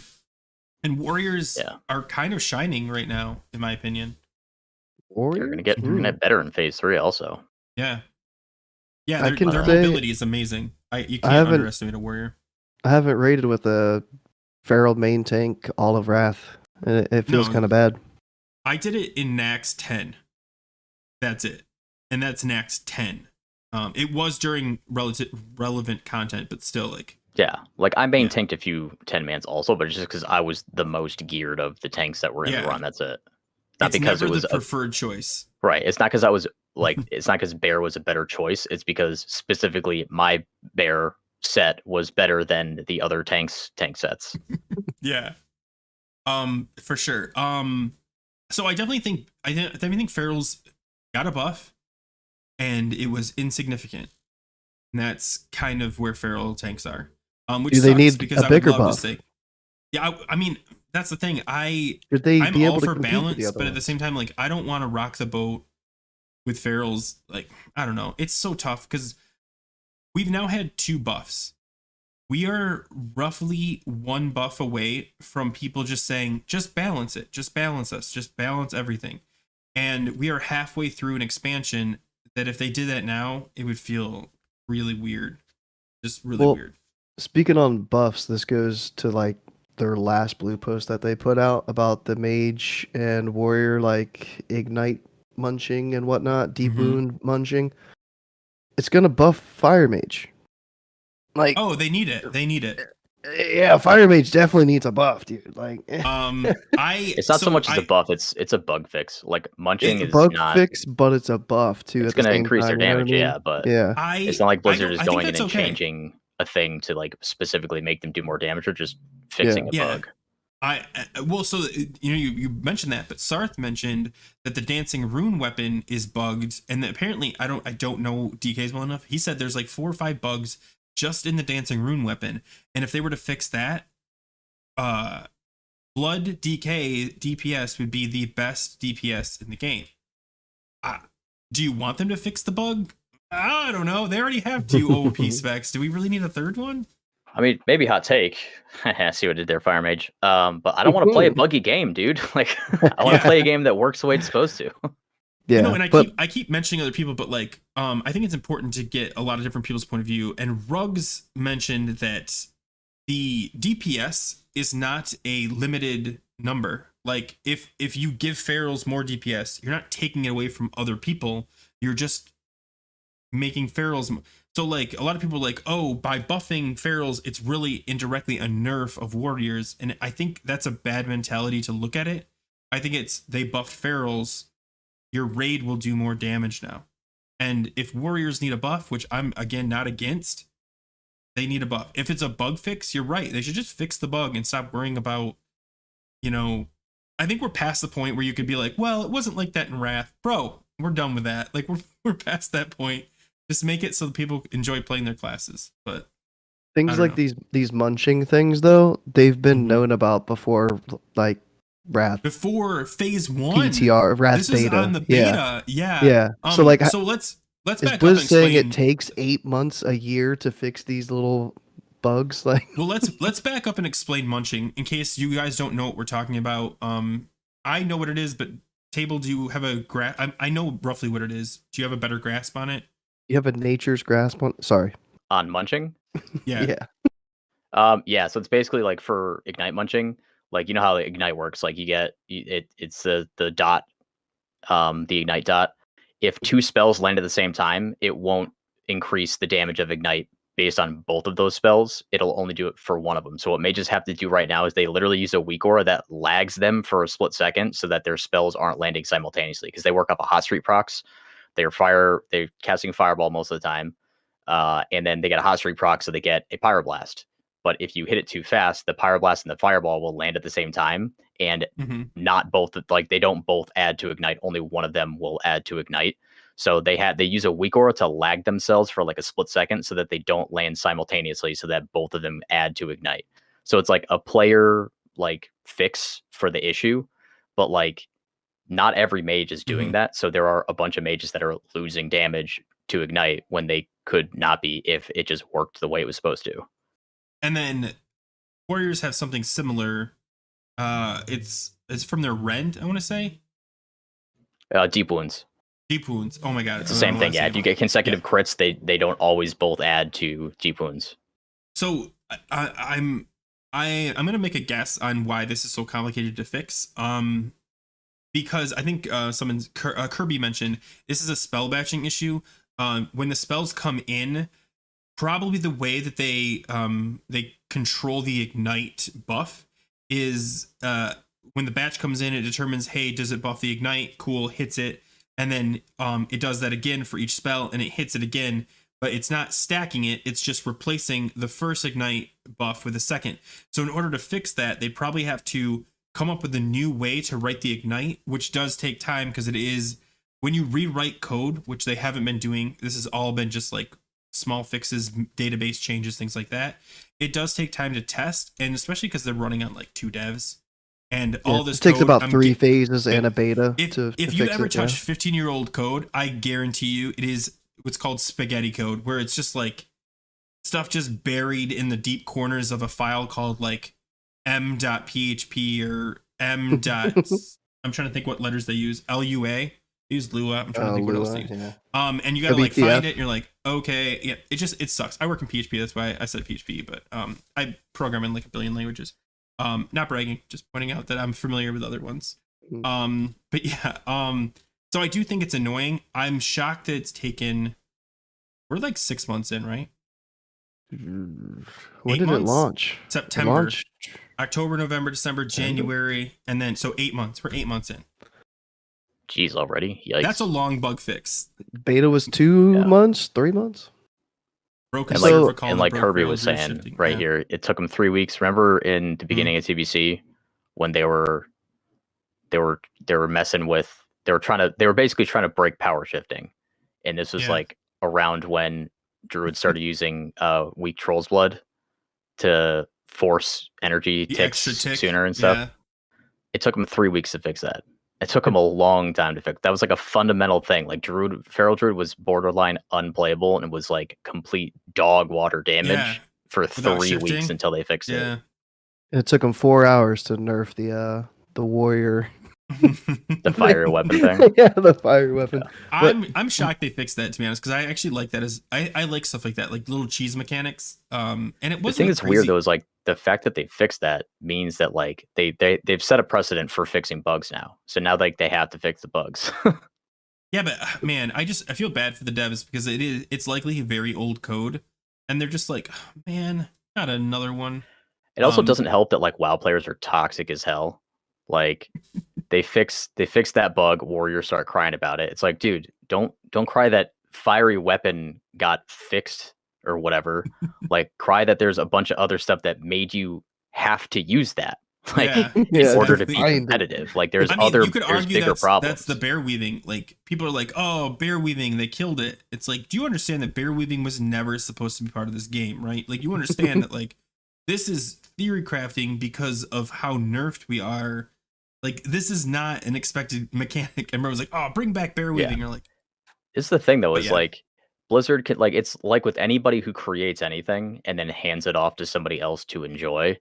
Like you can't, like what they do with it after you hand it to them, you don't have a ton of control over that. So like I see like bear weaving and like flower shifting and stuff. Like flower shifting was a thing back in original Wrath too.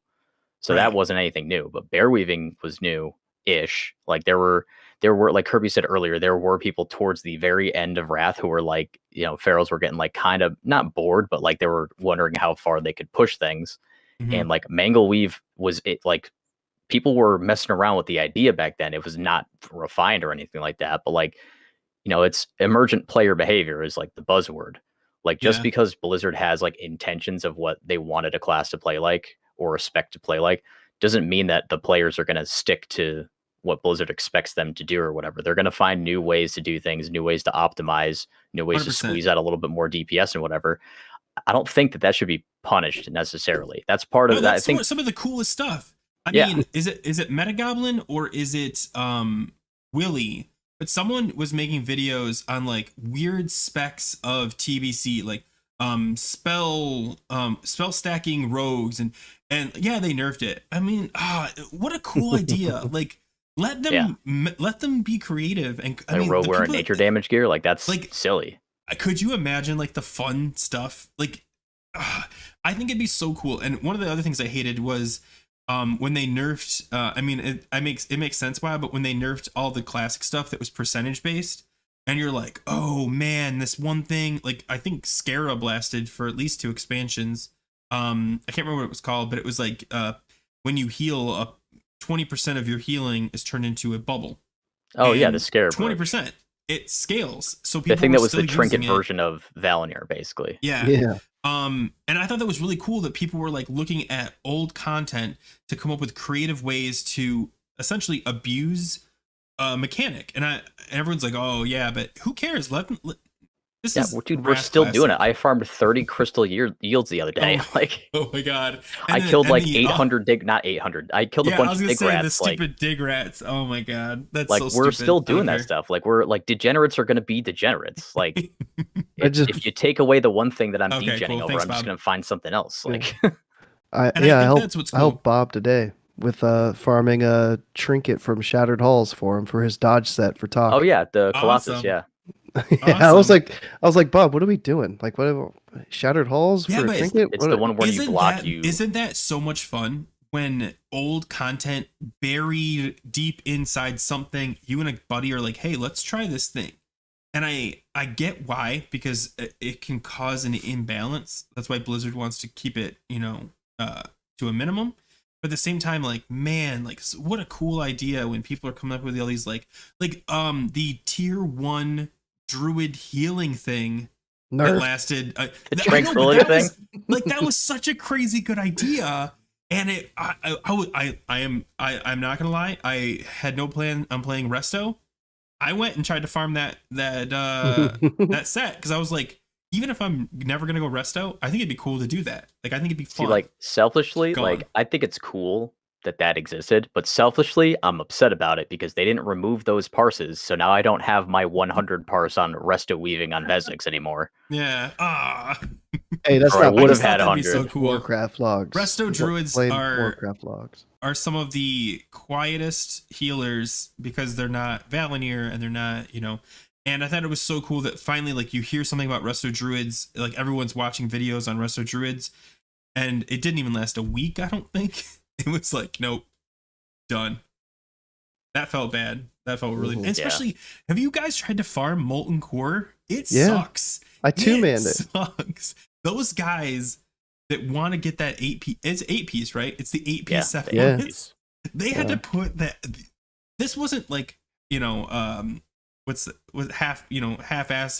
Oh, you know what? I've got to. No, you either had to be holding on to an 8-piece tier set from 2 phases prior, or running Molten Core and Onyxia, I believe is where you get the head from. Like,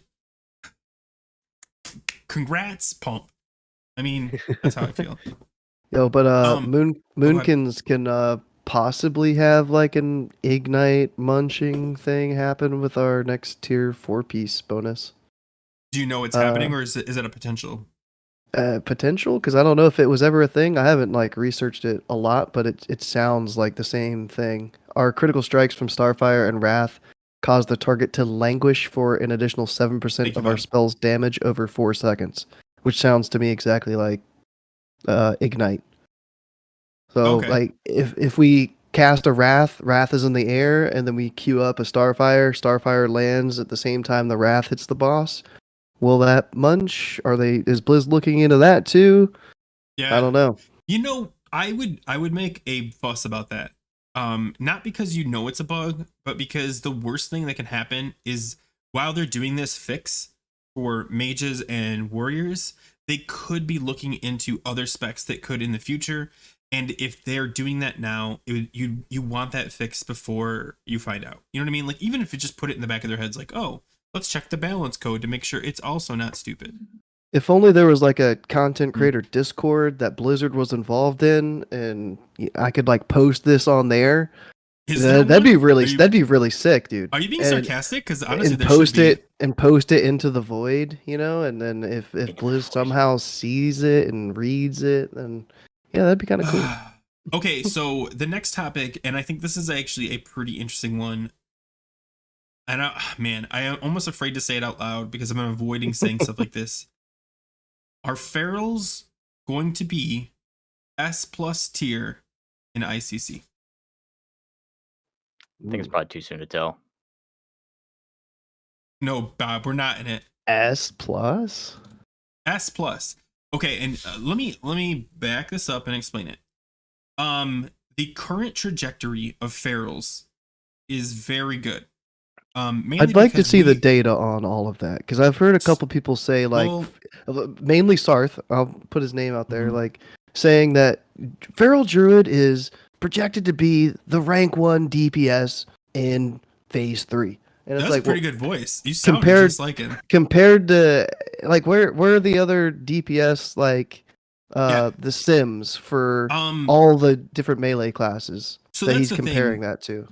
Okay, first of all, I think it's tricky / dumb to compare a melee to a caster. I know we do it. I know it happens, but there are caster friendly fights. There are melee friendly fights, and comparing them is just, it's stupid. Like, oh, like you did really good on Hodir and I did bad, we should nerf the balance druid. Well, no, it's a caster friendly fight.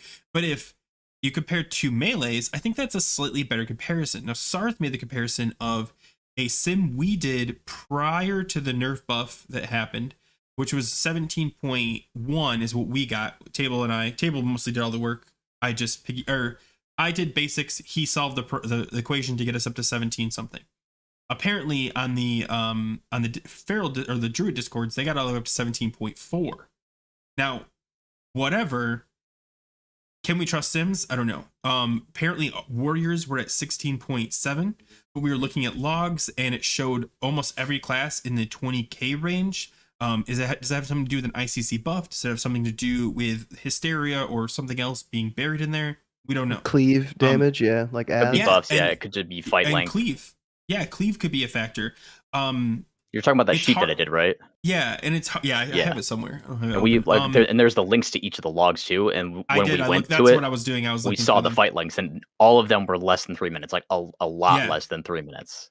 And I actually set my length to the exact fight. Like I was looking at like a specific fight. I set it to that, and it still didn't come close to like these 22k.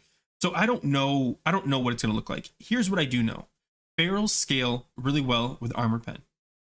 We, by the end of ICC, will be armor pen capped. We will likely be crit soft capped. We'll be hit capped. We'll be capped in a lot of things. And we will pump on single target. Regardless of where we rank, single target will be our sweet spot. It is what we're good for. Are we going to outpace warriors? I don't know. What are we comparing them to? Current warriors? Warriors after the munch? Warriors with Shadowmourne? Warriors with armor pen on a sim that hasn't been fully tested for trinkets? Like, and again, I say sims because we don't have a live model. We don't have a PTR for ICC to test this on. We can't test this gear. So like, I think they're going to be really good. I also think ferals are going to get nerfed before that scenario ever comes to be. Is it cool to think about S+ tier? Yeah. Are we going to stack ferals? No, we're not. It doesn't matter. Not. Maybe ferals two. are kind of, you might bring the a second. single target Andes, like you were saying. Yeah, you might bring two. I mean, we're good on AoE, but like, what boss is like heavy AoE? There's some ads that popped around like Sourfang, for some cleave. Yeah, the Sourfang ad one. I'm trying to think like the one up the stairs with Sourfang, and then there's some other ad fights too. Like there's like the like Blood Council. Boss, there's some cleave that you can do on Blood Council. Yeah, and that's the thing. Like everyone, the reason I wanted to bring this up is because I think speculating on 2 phases ahead, which a lot of people have been doing, myself included, is dangerous, especially when you say it like, what's the right word? Say it with like conviction, like ferals are going to be top. No, we don't know. We don't know. We think they are. Yeah, it's way too early to tell for sure. Yeah. But I think like it's going to be cool. Go ahead. Like they were like in one of the blue posts they were talking about like they're going to monitor the situation or whatever, and for in the coming weeks, blah blah blah. Which that's they may have inadvertently given a spoiler to how soon we can expect phase 3 with that, but like they're going to put stuff on the PTR. They're going to continue to look at it because like it's very clear that they're unhappy with it. They think the ferals are doing more damage than they intended them to be doing with the buff. So they want to nerf it, like you were saying, like way earlier. Like they want to nerf it. It's just they got to figure out a way to make sure that it's like reasonable, which like I'm okay with. Like it just depends on how much damage Blizzard thinks we should be doing. Like, do they have the old data for what ferals were doing back in the day? Because ferals were in the mix for competing for top DPS every raid tier back in the day. Yeah. And it's super weird for us to have been so low in phase 1 when in original Wrath, feral was like close to the top. Yeah, in original Wrath, according to the logs, we were never top. I mean, like maybe on a specific fight in ICC we might have spiked, but I don't even think on the logs we looked at we were ever even there. We were like 2 or 3, and I think it's okay that ferals are 2 to 7. Let's say we put them at 2 to 7, because if you've ever played a feral, which I'm assuming a lot of people have, it's not a gimme class. It's not you show up and you get a good DPS. You have to work for that DPS, and to reward them by giving them a higher parse window, I think is okay. But I know they're gonna nerf it. It is what it is. And that actually leads us into the next topic, which is TOGC in 3 weeks. Did you read that? Did you read it the way I read it? And do you guys know what I'm talking about? That's the way a lot of people read it. A lot of people. I'm glad I wasn't alone. At least I it was will the say that. PTR, not that actual Phase 3 was coming, but at least PTR Yeah, sorry, and that's what I mean. Phase 3 TOGC was coming. PTR. Yeah, when I'm they trying said to pull it coming up. weeks, they said weeks, not months. Like PTR for phase 3 is probably going to be pretty soon. So for the PTRs, what they usually do is they put up the gear from like the current phase. So that they should put up Ulduar gear on vendors, and you can buy all your Ulduar gear and test TOGC with full phase 2 BIS. Should they also put all of phase 3 gear, like test it for like a week or whatever, take it down, and then put the gear for TOGC on vendors and like retest to see how everybody scales, to see That's a if good question. feral is like super high? Go through I two think- testing cycles? I think whatever they're gonna do, nerf, buff, whatever, it needs to be either done in phase 2, which I don't think they're gonna do because now they're afraid to touch anything, or done by TOGC, because TOGC, I think everyone will agree, is a throwaway raid. Like no one's like, finally TOGC. Ugh. I mean, I am, because You know, there's shut less up. mechanics You're not. screw us. There's so many more fights where you can just stand there and pump. But the point is, like, it's one of those ones where if they decided to kind of modify the nerfs, like they try to rebalance, TOGC would be the time where people would be, if they started messing with this in ICC, like you're progressing in ICC and they're like, hey, we just nerfed this class, and you're like, I hope those noises came through. Hold on, I want to read the blue post really quick. So that's exactly what I said. It says, I'll start wrapping this up by saying that for now we don't have any further adjustments planned for druids, but we are going to be watching the performance of feral DPS over the coming weeks and may look into testing and getting feedback on additional refinements to our original Omen of Clarity change when we stand up the patch 3.4.2 PTR to test Trial of the Crusader and other phase 3 content. Now, the way I interpreted this, in a way I know at least Scotty J and I think Sarth also pulled from this, is they said in the next couple of weeks they're going to look into getting feedback on additional refinements, and then they mentioned they'll do the changes in the patch 3.4.2 PTR. Now, if they're looking to make changes in the next 3 weeks or so, that might imply that after those 3 weeks, they'll be making those changes on the PTR, which will be the TOGC phase 3 content. That I know that might feel like a reach. But then the next paragraph, they also mention PTR changes, but do not mention anything to do with the TOGC PTR, meaning likely the munching won't happen in the phase 3 PTR. It'll probably happen during phase 3. That's how I interpret it. Let me read a little bit deeper into here. So the last 4 words of that paragraph, or I guess you could say last 5, and other phase 3 content. Do they even know what phase 3 content is going to be at this point? Okay. Yeah, it's just TOGC and a Nixia, basically. Yeah, do we know it's a Nixia though? Do we know that? Like, I don't remember. I think it might have been Sarth. I can't remember who was talking about this. But a lot of people were calling for Ruby Sanctum to come out in phase 3. Mm-hmm. I believe Tables up. the reason is because Ruby Sanctum, because anything I after don't know about ICC, well, anything after ICC, nobody cares about, and I think most people would agree with that.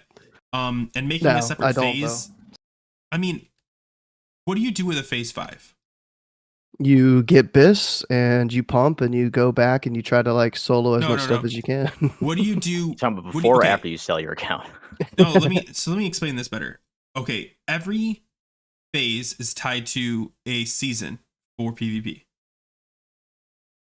There are only 4 seasons. Do you combine Ruby Sanctum with ICC? Do you tack it on after with no season attached to it? What do you do with Ruby Sanctum so that it fits in the window of 16 to 18 months they're targeting for Wrath? So either you bring it in after ICC and it's an afterthought that doesn't have a PvP season with it, You mash it in with ICC, which might upset a lot of people. I don't know why, but people want ICC to be ICC. So the most logical part is to bring it before ICC. And I think it's 272, so it matches up with, I think, heroic 10-man ICC. Don't quote me. The 25 heroic Ruby Sanctum gear was 284, which is Lich King level, like heroic Lich King level. Would it be too powerful to come out before ICC? Is the question. Oh yeah. Yeah, definitely. They'd have to like nerf all the stuff. But what they could do is bring out the normal 10-man, and it would be kind of weird because normal 10-man is the same eye level as Togc. What about Onyxia? Does Onyxia automatically come in phase 3? Does it come out staggered? That's a good question, because like Onyxia originally in Wrath was like the anniversary event, and like I don't remember when. I'm sure it'd be easy enough to look up when the TOGC patch came out, or when the Ani's Lair Redux came out, or whatever. They were two different patches. I'm almost positive, but they were close together. Yeah, it didn't come out at exactly at TOGC launch. It came out partway through that phase. Yeah. And Oni's throwaway gear for sure, Kirby. It's just like, yeah, it's not like, I don't think it's going to be on anybody's BIS list. It's like side grades at best, basically. Mm-hmm. But like, it was an anniversary event, and like the timing that it was launched was the anniversary of original Onyxia, and like I don't know how many years it's been since then, but like oh, happy happy 17th anniversary of Onyxia. Like that's like it would seem kind of weird to celebrate that. Is there any other celebration they could attach it to? I don't know, like Flag Day, 4th of July. Before we keep going on, it's we're a month away from the anniversary. It's May 13th. Is the anniversary interesting? Oh well, phase 3, May 13th. Thursday. They do release stuff on Thursdays. So May 13th, confirmed from Go, we're getting Onyxia. Onyxia coming out. Dude, how wild would it be if that's actually when it dropped? Okay, I don't.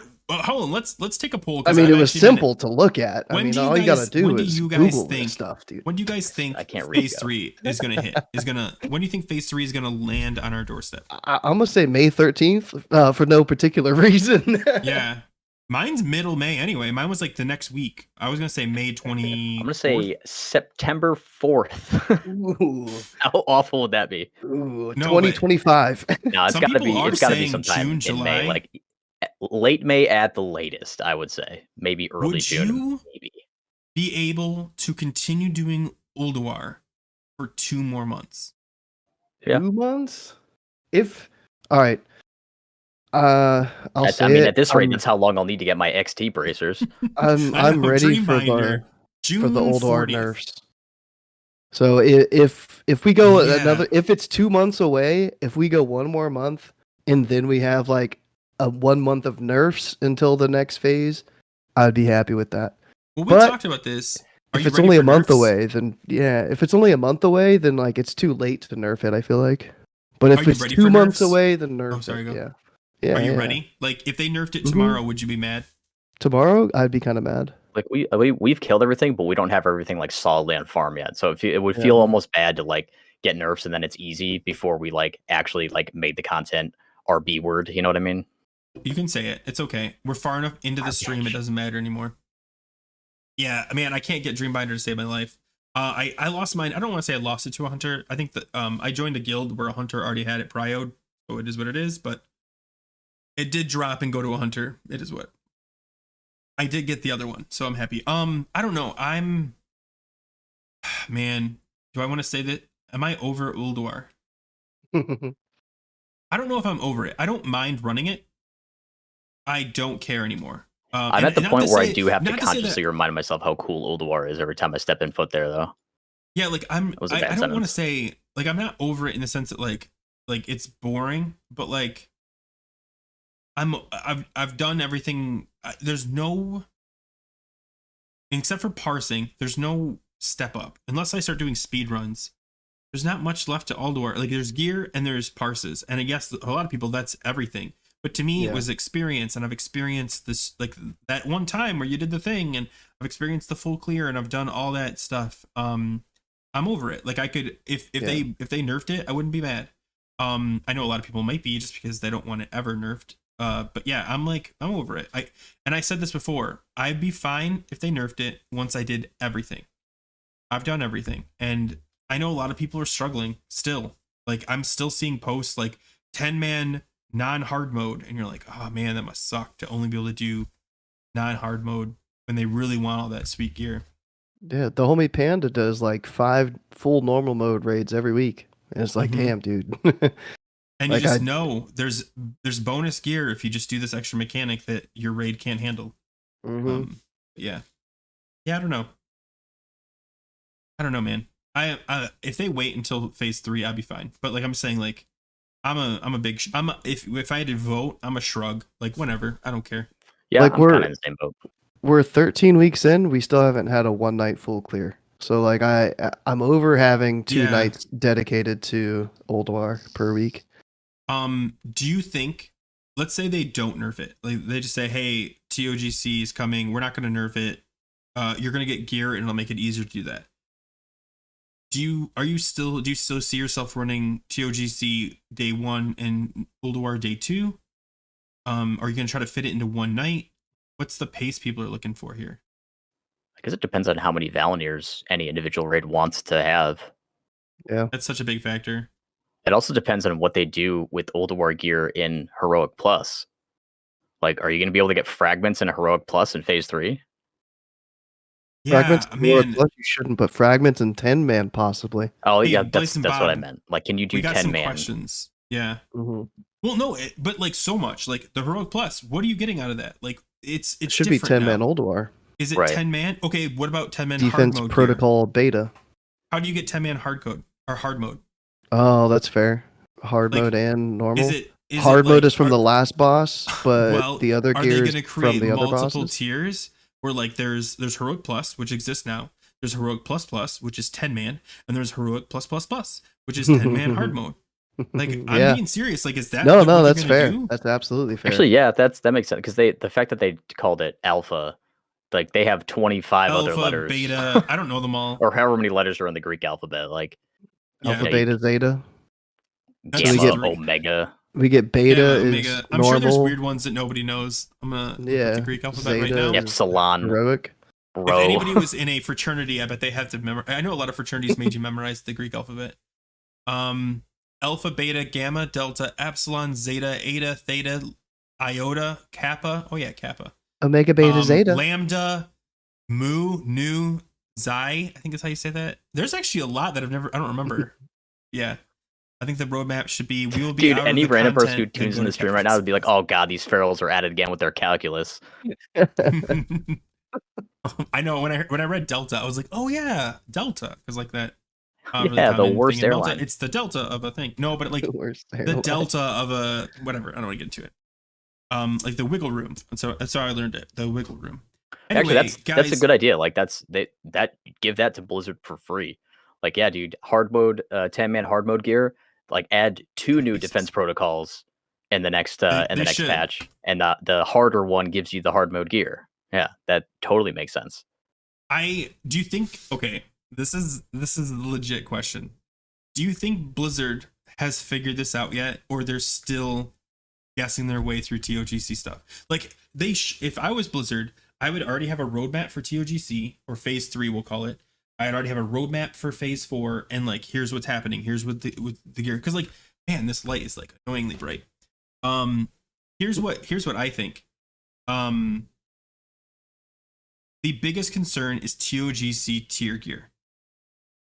And they better have a solution already either in place or being worked on. Because if they're just like, well, TOGC is coming up, let's brainstorm, guys. I'd be really uncomfortable about that, because that needs to be fully tested. They didn't have heroic pluses back then, so now you're going to be able to get those emblems from heroic plus daily, 5 emblems daily. So does that kind of counteract not getting normal and hard mode like runs, or not? You think maybe that's why they were like talking about some of the stuff being available for champion seals as well? Mm-hmm. Maybe that was in an effort to like smooth that over. Because like people in original TOGC were running it 4 times. They were running 10 normal, heroic, and 25 normal and heroic every week, which is why so many people hate TOGCs because they just got sick of it. It's not because it's a bad raid. Like, I mean, maybe that's a hot take, but like, I don't think TOGC is a bad raid. I think people just got sick of it because they were running it 4 times a week for badges and whatever. So I mean, I'm running Ulduar more than 4 times a week. So well, yeah, on multiple characters. I'm talking about one character you'd be running TOGC 4 times a week. I know I wouldn't mind doing Ulduar twice a week. I'm actually, so I have a balanced druid. I think you might know that. Go. I never play it. I've actually considered respecking it feral just so it'll force me to play it because I enjoy playing feral. But then I'm running feral twice. I'm running Ulduar as a feral twice a week when I could be trying like. I would love to see what Vesix feels like when I've got to dodge those things. Like there's mechanics I never get to experience playing one class and one class only. Sorry. I mean, obviously do whatever's fun. Yeah. I mean, I don't know. Oh my God, that really hit me. I don't know. It just, I guess it depends. Like there's so many things that are up in the air. And like the one thing that I really hope, like obviously like a lot of us are kind of critical of Blizzard, which is like normal, but like I feel like there's a lot of people who are like, take it a little too far. Like a lot of people who are critical is just because we're passionate about the game. We want the game to be good. It's not because we're like, it's not us versus Blizzard. Like we're on the same team. Blizzard wants the game to be good. We want the game to be good. Like sometimes it feels like Blizzard isn't listening to us when like we have a lot of really good ideas. I'm not saying all of them are good enough to like make it to the game, but like the fact is like Blizzard has a huge resource in front of them that they've barely tapped into, and that's player ideas. Like everybody who suggests an idea is with the actual like purest intent of wanting the game to improve and get better for everybody. And like, I don't know, when they push changes to live, like they did with the feral thing and like a few of the other things they're talking about doing, like, it just seems like, who are they asking about this stuff? Like, is this all internal that they're talking about here? Are they actually asking players for feedback and whatever? Like sometimes it's like, who asked for this change? Like you've talked about that before, Grif too, like changes nobody asked for. Like, oh my God, 100%. And I forgot to add this to the list of things to talk about. And it's so in line with this. Are we ready for random dungeon finder yet? And can we get those 4 people that are against it to shut the fuck up? Okay. Because I like the Scotty J approach, you know, only to level 70 or whatever, fine. But like, man, I tried leveling a tune the other day. It is barren, not just in Barren, but everywhere. And it is boring. It is legit boring. And RDF makes it so much more fun. And if you want to keep it server wide, fine. I'm okay with that. I'm 100% on board. RDF should be brought in the game. Argue with me all you want. So I've got a level 62 druid. It's a boomy. Spoiler alert. And yeah, from 60 to 62, I've been like looking at their in-game tool for looking for group, and it's like 3 DKs, and then maybe like a warrior, maybe a mage. Yeah, but there's like I don't know, like there's no healers or anything, but like I don't know, like yeah. So like even if there was RDF, would there be healers and tanks that would be queuing up? Would that be enough to encourage more people to level healers and tanks, or is it just going to be all DPS and you're still going to be waiting 30 minutes for a queue to pop anyways? I'll actually I'll one up this. So I did say to 70 mostly to appease the people that are nuts, but also the level 80 people, like the level 80 situation. I just told you guys I have a balance through at level 80. He's not geared yet, or she. It's a girl. I have tried to queue up for her. I've tried to queue up for heroics. Have you ever tried to queue up for heroic since H+ launched? Like since Heroic Plus launched? Possible. It's confusing as hell, but possible. And I kept getting excellently invited to Heroic Pluses, and I'd be like, "Hey guys, just so you know, I'm 3,000 gear score," and they're like, oh, "Sorry, pick me," which sucks. But at the same time, I get it. I'm not geared for Heroic Plus. Yeah, it is. But that's also a problem with the tool too. But that's beside the point that you're talking about. Exactly, and I'm not saying RDF will solve this because RDF doesn't support Heroic Plus anyway. I don't think. I mean, I don't know how it would. But it just shows you like the Heroic Plus thing was a great idea, but because it relied on the LFG tool that sucks, it actually created more problems. Oh, thanks for the sub. And then what's it gonna do once there's defense protocol beta and gamma exactly. and omega? Like, we're gonna have to. I How are we gonna queue for those? Like, and do you guys know? Okay, let's say I'm forming a group, and my thing says heroic plus. I hate everybody, whatever, and I invite you to my group, and then I kick you, and you re-queue. Guess what your text says? It now says heroic plus. I hate everybody, because when you join the group, it copies over because Blizzard sucks. And I queued for a dungeon the other day, and I was like, yeah, it was like it was said like prop paladin 5k gear score looking for I'm like, what? It happens all the time to me. It's annoying. They need to fix, like, that's what I'm saying. This thing's riddled with bugs. Bring back RDF. We're done with this. Let's do it. I like your background. I don't even have the authenticator, so I can't even put in a note. I just have to have a no note and sign up. So I feel like there's no way that's a requirement. Yeah, it is a requirement. Absolutely is. It's been like that since beta. I did not know that. That is so stupid. If I sign up on the LFG tool, I cannot put a note because I don't have two-step authentication. So I can't list my gear score. I can't list like, hey, so heroic plus, nothing like that. So like, there's a lot of people out there that can't even put a note. Yeah, the thing is, oh my god. Okay, so Toy's just made a good point. The plus thing is gonna get out of hand real quick. The plus gamma omega whatever. How many pluses did that note have? There's 4. 3. Is there 5? Yeah. Okay. Is there a tilde in there? What does that mean? Oh, boss skips. We're using tildes to represent we want to skip bosses.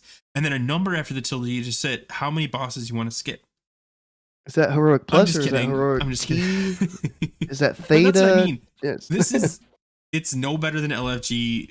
The LFG, what was it called? LFG, the add-on. Oh, bulletin board? LFG bulletin board. It is literally worse than LFG bulletin board, in my opinion. RDF, guys, RDF. If I have to I'm all for it. For Pit of Sauron or wherever the hell those instances come out for, and just form a group manually, I don't want to. It's so, and I hate, you want to, oh man, I don't even want to get into it. I'll get so angry.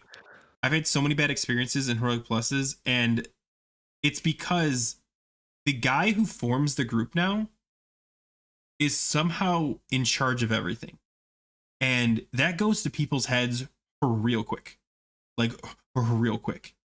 I've had a guy say, listen, if your DPS isn't this, I'm kicking you. I'm like, bro, it's a heroic plus Gundrak. Shut up. Like, let's just play.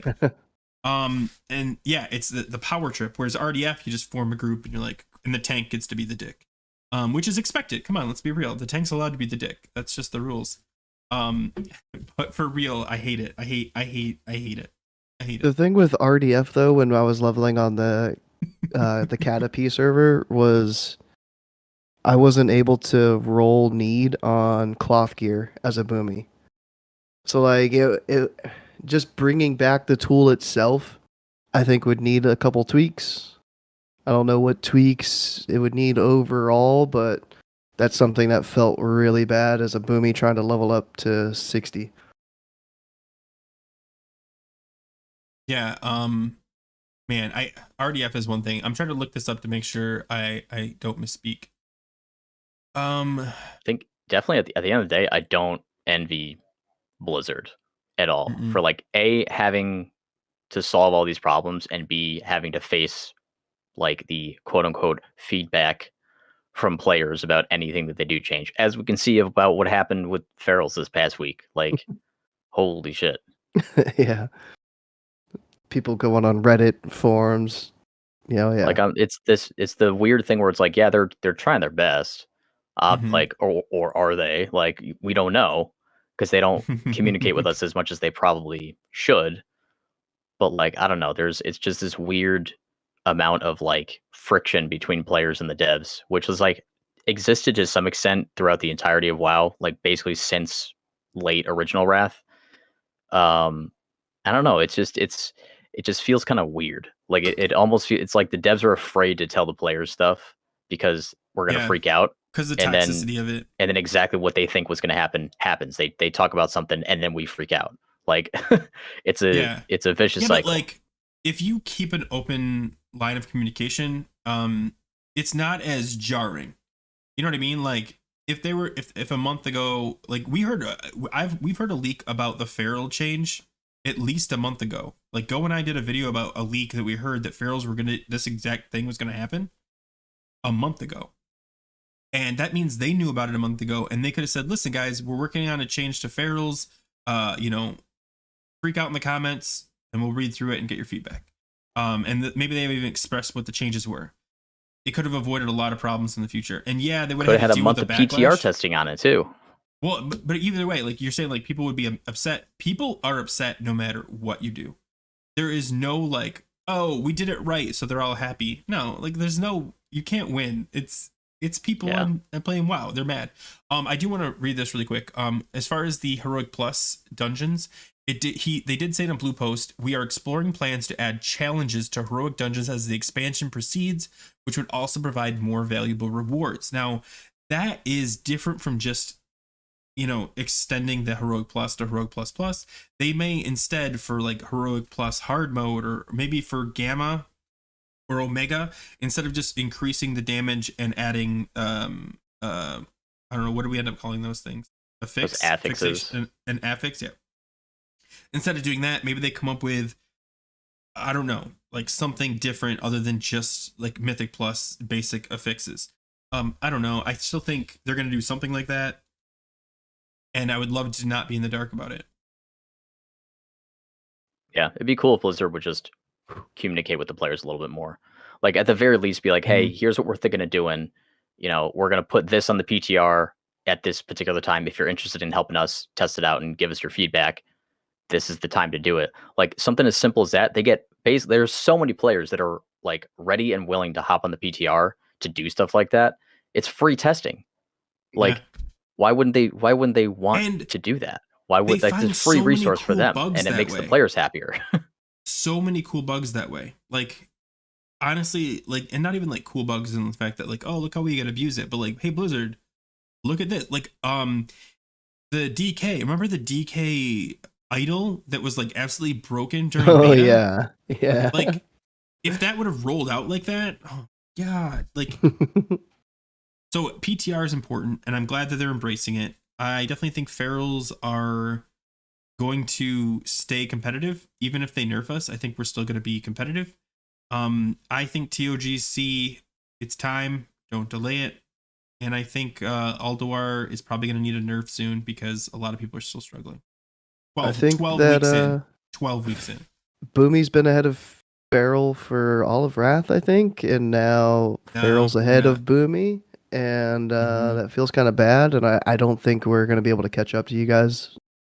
I remember when Ferals would say we're behind Boomy, and Boomy would say something along the lines of, oh, well, they just respec Boomy. We said, suck it.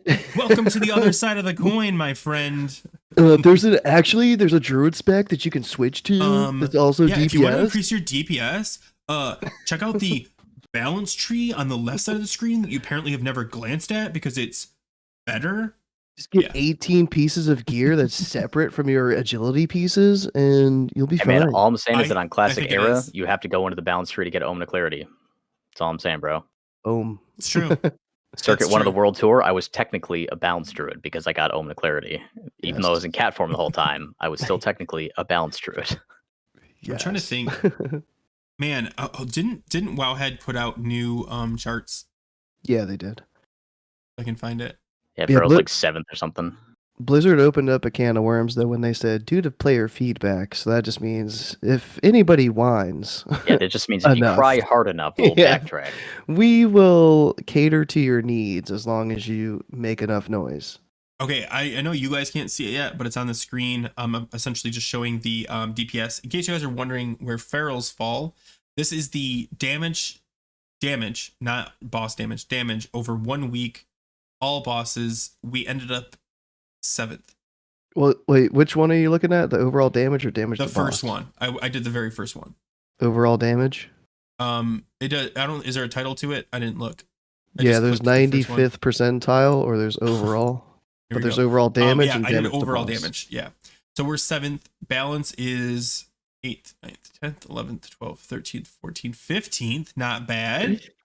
Yeah, we're just Not above the bad. Fury Warriors. And then Woohoo! on boss and damage to bosses, Ferals move all the way up to 5. And balance. Boomies I don't moves want to count that down. many, but it's like 17. Yeah. I mean, Yeah. I feel bad for our druid buddies. But at the same time, like I said, feral boost is not the same thing as a balance nerf. Like this, Yeah. if we didn't get buffed up, would it have affected your DPS at all? Like you'd still be down here with us. Like we'd be just chilling with you. We'd be like, hey, best friends. Growl. Wait, do I have my chicken noise? You can't hear it. But yeah, I don't know, guys. I'm happy Classic. about ferals. Let's enjoy it for the next couple weeks until they nerf us into the ground. Oh, yeah, toys, the fireweed thing. Yeah. Okay, we're gonna call it Mangle Fire. Fireweed. Because Yeah, I this is the don't first wanna, I've heard of it. I am trying to undo the word weave from my vocabulary.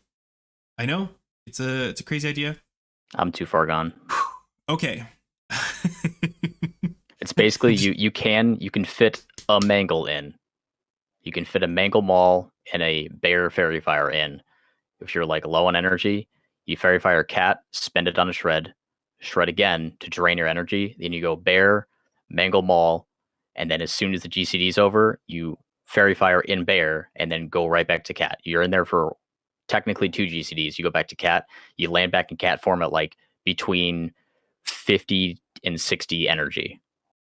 And so like I was messing with it on a dummy. Are... It's basically like you do it very infrequently, not nearly as often as you would do like a mangle weave before the fairy fire change, but you can technically fit it in. I was trying it on a dummy and I got it down. Like I can do it like without capping energy. I only have 3 points in a Furor, so like I'll know immediately if I capped energy. I was able to do it consistently without capping energy, but it was still a DPS loss. Yeah, I do want to point out. Oh man, yeah, just keep up mangle. I lost track about from Vladimir's thing. I do want to point out it's only for mangle, and it's not like part of the rotation. It's when the mangle's about to fall off. It's not like shred, this bear weave. It's more like my mangle's about to fall off. Let me set myself up for success by burning the fairy fire, getting the shreds, my energy as low as possible, shifting to bear form, mangle maul, feral fairy fire, shift back to cat, because that's the only time it makes sense to go bear. Is that a fair assessment? Yeah, pretty much. You just do it to, Yeah, to save the energy of the mangle. Yeah.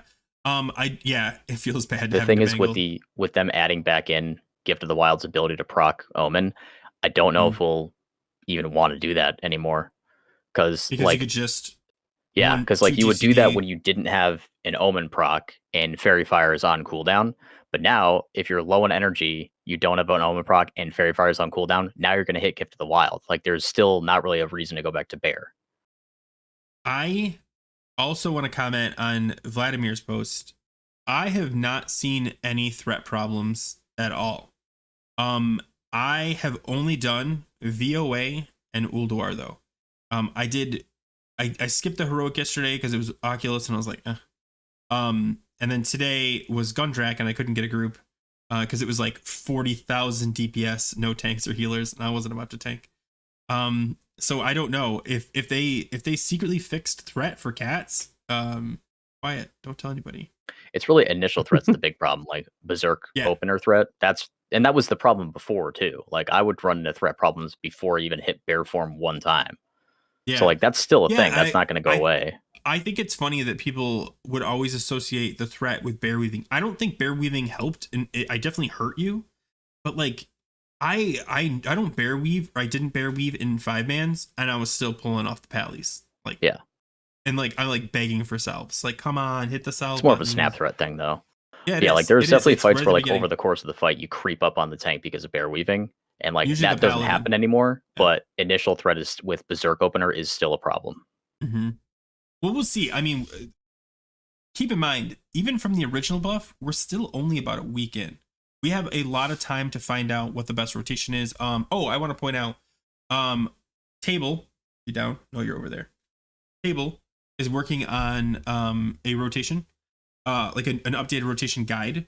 I'm planning on doing a type up one and then making it into a video, maybe. So keep an eye out, because I've had a lot of people comment, hey, what's the new rotation? What is it? Quick, if you're just curious, Mangle SR, Feral Fairy Fire, Rake, Shred, I think then Berserk, assuming you didn't get any Omen procs. I've gotten so good on Omen procs that I'm able to get Rip Up before I even get low enough on energy to Berserk.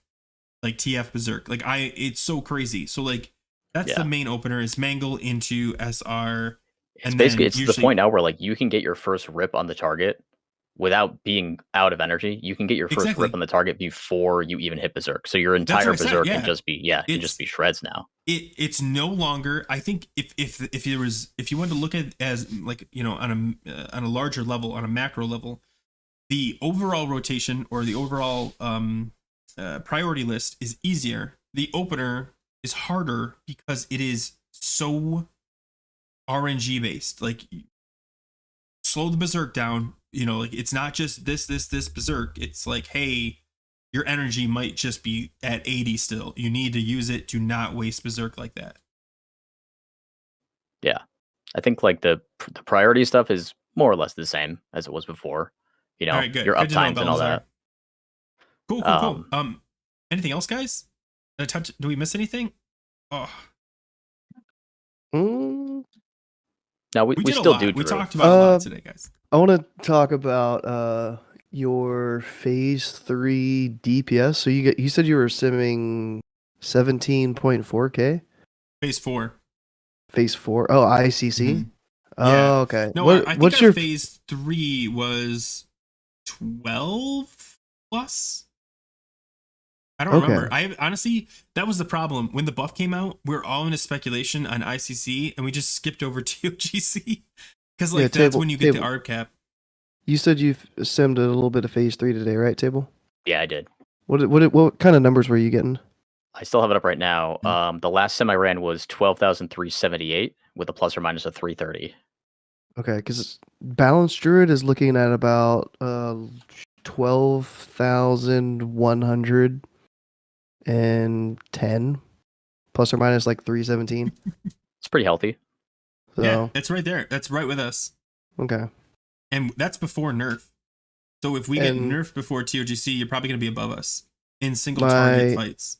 I don't know if I found full bis yet, though. Like, this is just the set that I found that simmed the highest so far. Like, I didn't spend that much time on it to actually find, like, what true bis actually is. Yeah, and that's the thing. Like, even if I've taken bis lists from old content, plugged it in, and then tweaked, like, the gems and stuff, and I found myself gaining DPS. So, like, even, like, the old stuff is, like, you gotta sim it, or at least test it, because it's Wait, you're saying it's not solved? The game's not solved? It is. It's solved. But my ICC set, I just plugged in like a bunch of 258 pieces. Is that what it is? I kind of threw in a lot of that gear, and I was only getting about like 15k. Fire, shred, rip. Yeah, toys. I like that opener. Sorry. Maybe I could tweak out an extra 300 to 500 DPS, like completely maximizing the ICC gear. But if we're 2,000 DPS below ferals single target, that'd be kind of weird. Boomies should, if the DPS on single target is equal, you guys should surpass us, because I'm thinking through all these fights, and your AoE is your specifically Starfall is gonna shine. There's almost always multiple targets, with the exception of the one dude. There's the 2 dudes, the 1 dude, the 5 dudes, and then there's a bunch of ads down bottom. So I think I missed a boss there, and I need to learn their names because, but yeah, regardless, single target is going to be strong, but also there's a lot of movement in all of the TOGC bosses. Except for the last one. I think a newbie just stand there, right? No, but like that's going to benefit you because the movement's not small movement. It's like the guy is going to run across the opposite side of the room, and we have to run after him. Whereas you we could just pivot. Yeah, and then the Jormonger dudes are gonna go underground, and we have to like chase them down. So like you could Jormonger. see. I think that's what they're called. Barely know Barely her. know her. Got him. No. Destroyed. Just got sent back to Molten Core. Sorry, Griff, I didn't mean Anything to do you else, like that. guys? Any All right, other so topics phase you guys wanna one hit? bits. I feel like I think we've covered everything else. Yeah, and it's thinking right about at talking about. 8:26. I've been trying to end these at 8:30, which is working out perfectly. Yeah, Table and I have a 10-man here in 30 minutes. So. Yeah. Do you Should be fun. guys? A quick question. Do you guys have anything upcoming? I know, Table, you're talking about redoing your feral rotation. Any other big videos coming up?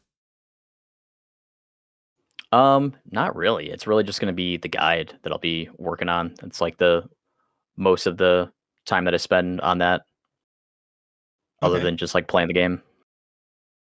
And what about you, Go? I've thought about David? doing like an heirloom video, but I don't really know about that. I'm kind of like, if I get bored enough, maybe I will for people that are leveling up a new Boomy, but I don't know. I'm gonna say this, guys. Now is the time to start making TOGC content. Like, not Yeah. necessarily like, here's what we're doing in TOGC, but like maybe some BIS items, maybe not strategy stuff. I am personally leveling a druid on an alternative server to test out some raid mechanics with my guild. I am level 12, so I've got some room. But yeah, so like I definitely think TOGC is coming faster than we are ready for. Mid-May is my guess.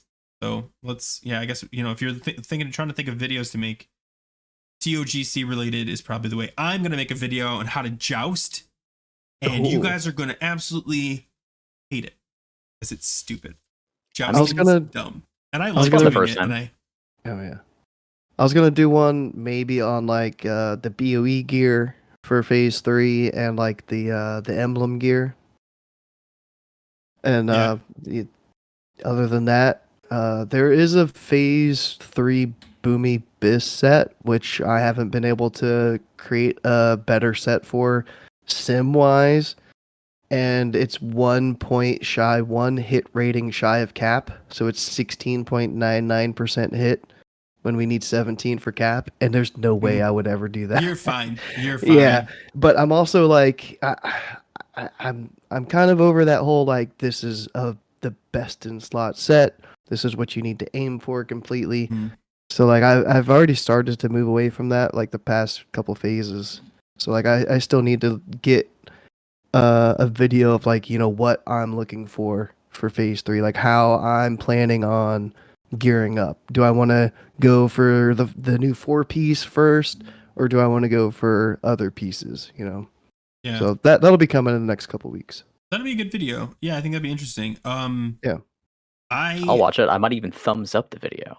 Yeah, I try to. Oh, guys, if you can I say the smash the thing? I don't really like saying that. Smash the thumbs up button. Swipe the thumbs up button. Yeah, we don't that smash. like button. Berserk swipe the thumbs up button to a 99. We slam it. We slam it. All of our YouTube channels and Twitch. If you guys are wondering where you can find us, it should be below our stuff. Thanks for watching, guys. This has been actually a really good. I'm glad we got this feral stuff out of the way. I have talked ad nauseum about this feral buff. After this, I'm done. I'm never mentioning it again. You heard it here first. For the 10 people that watch the stream to the very end, bam. Anyway, guys, thanks for watching. Next week is on this guy's channel. Yeah, and if you guys want to watch this podcast next week, we take turns hosting, and Go is going to be hosting. Next week, so make sure to like, subscribe, and follow him so you don't miss out. I will try to post it on my Discord, which you can hop in and ask me any questions. And I've seen Table Slam popping up in there a lot lately too, so feel free to ask him questions there as well. Thanks, guys, and as always,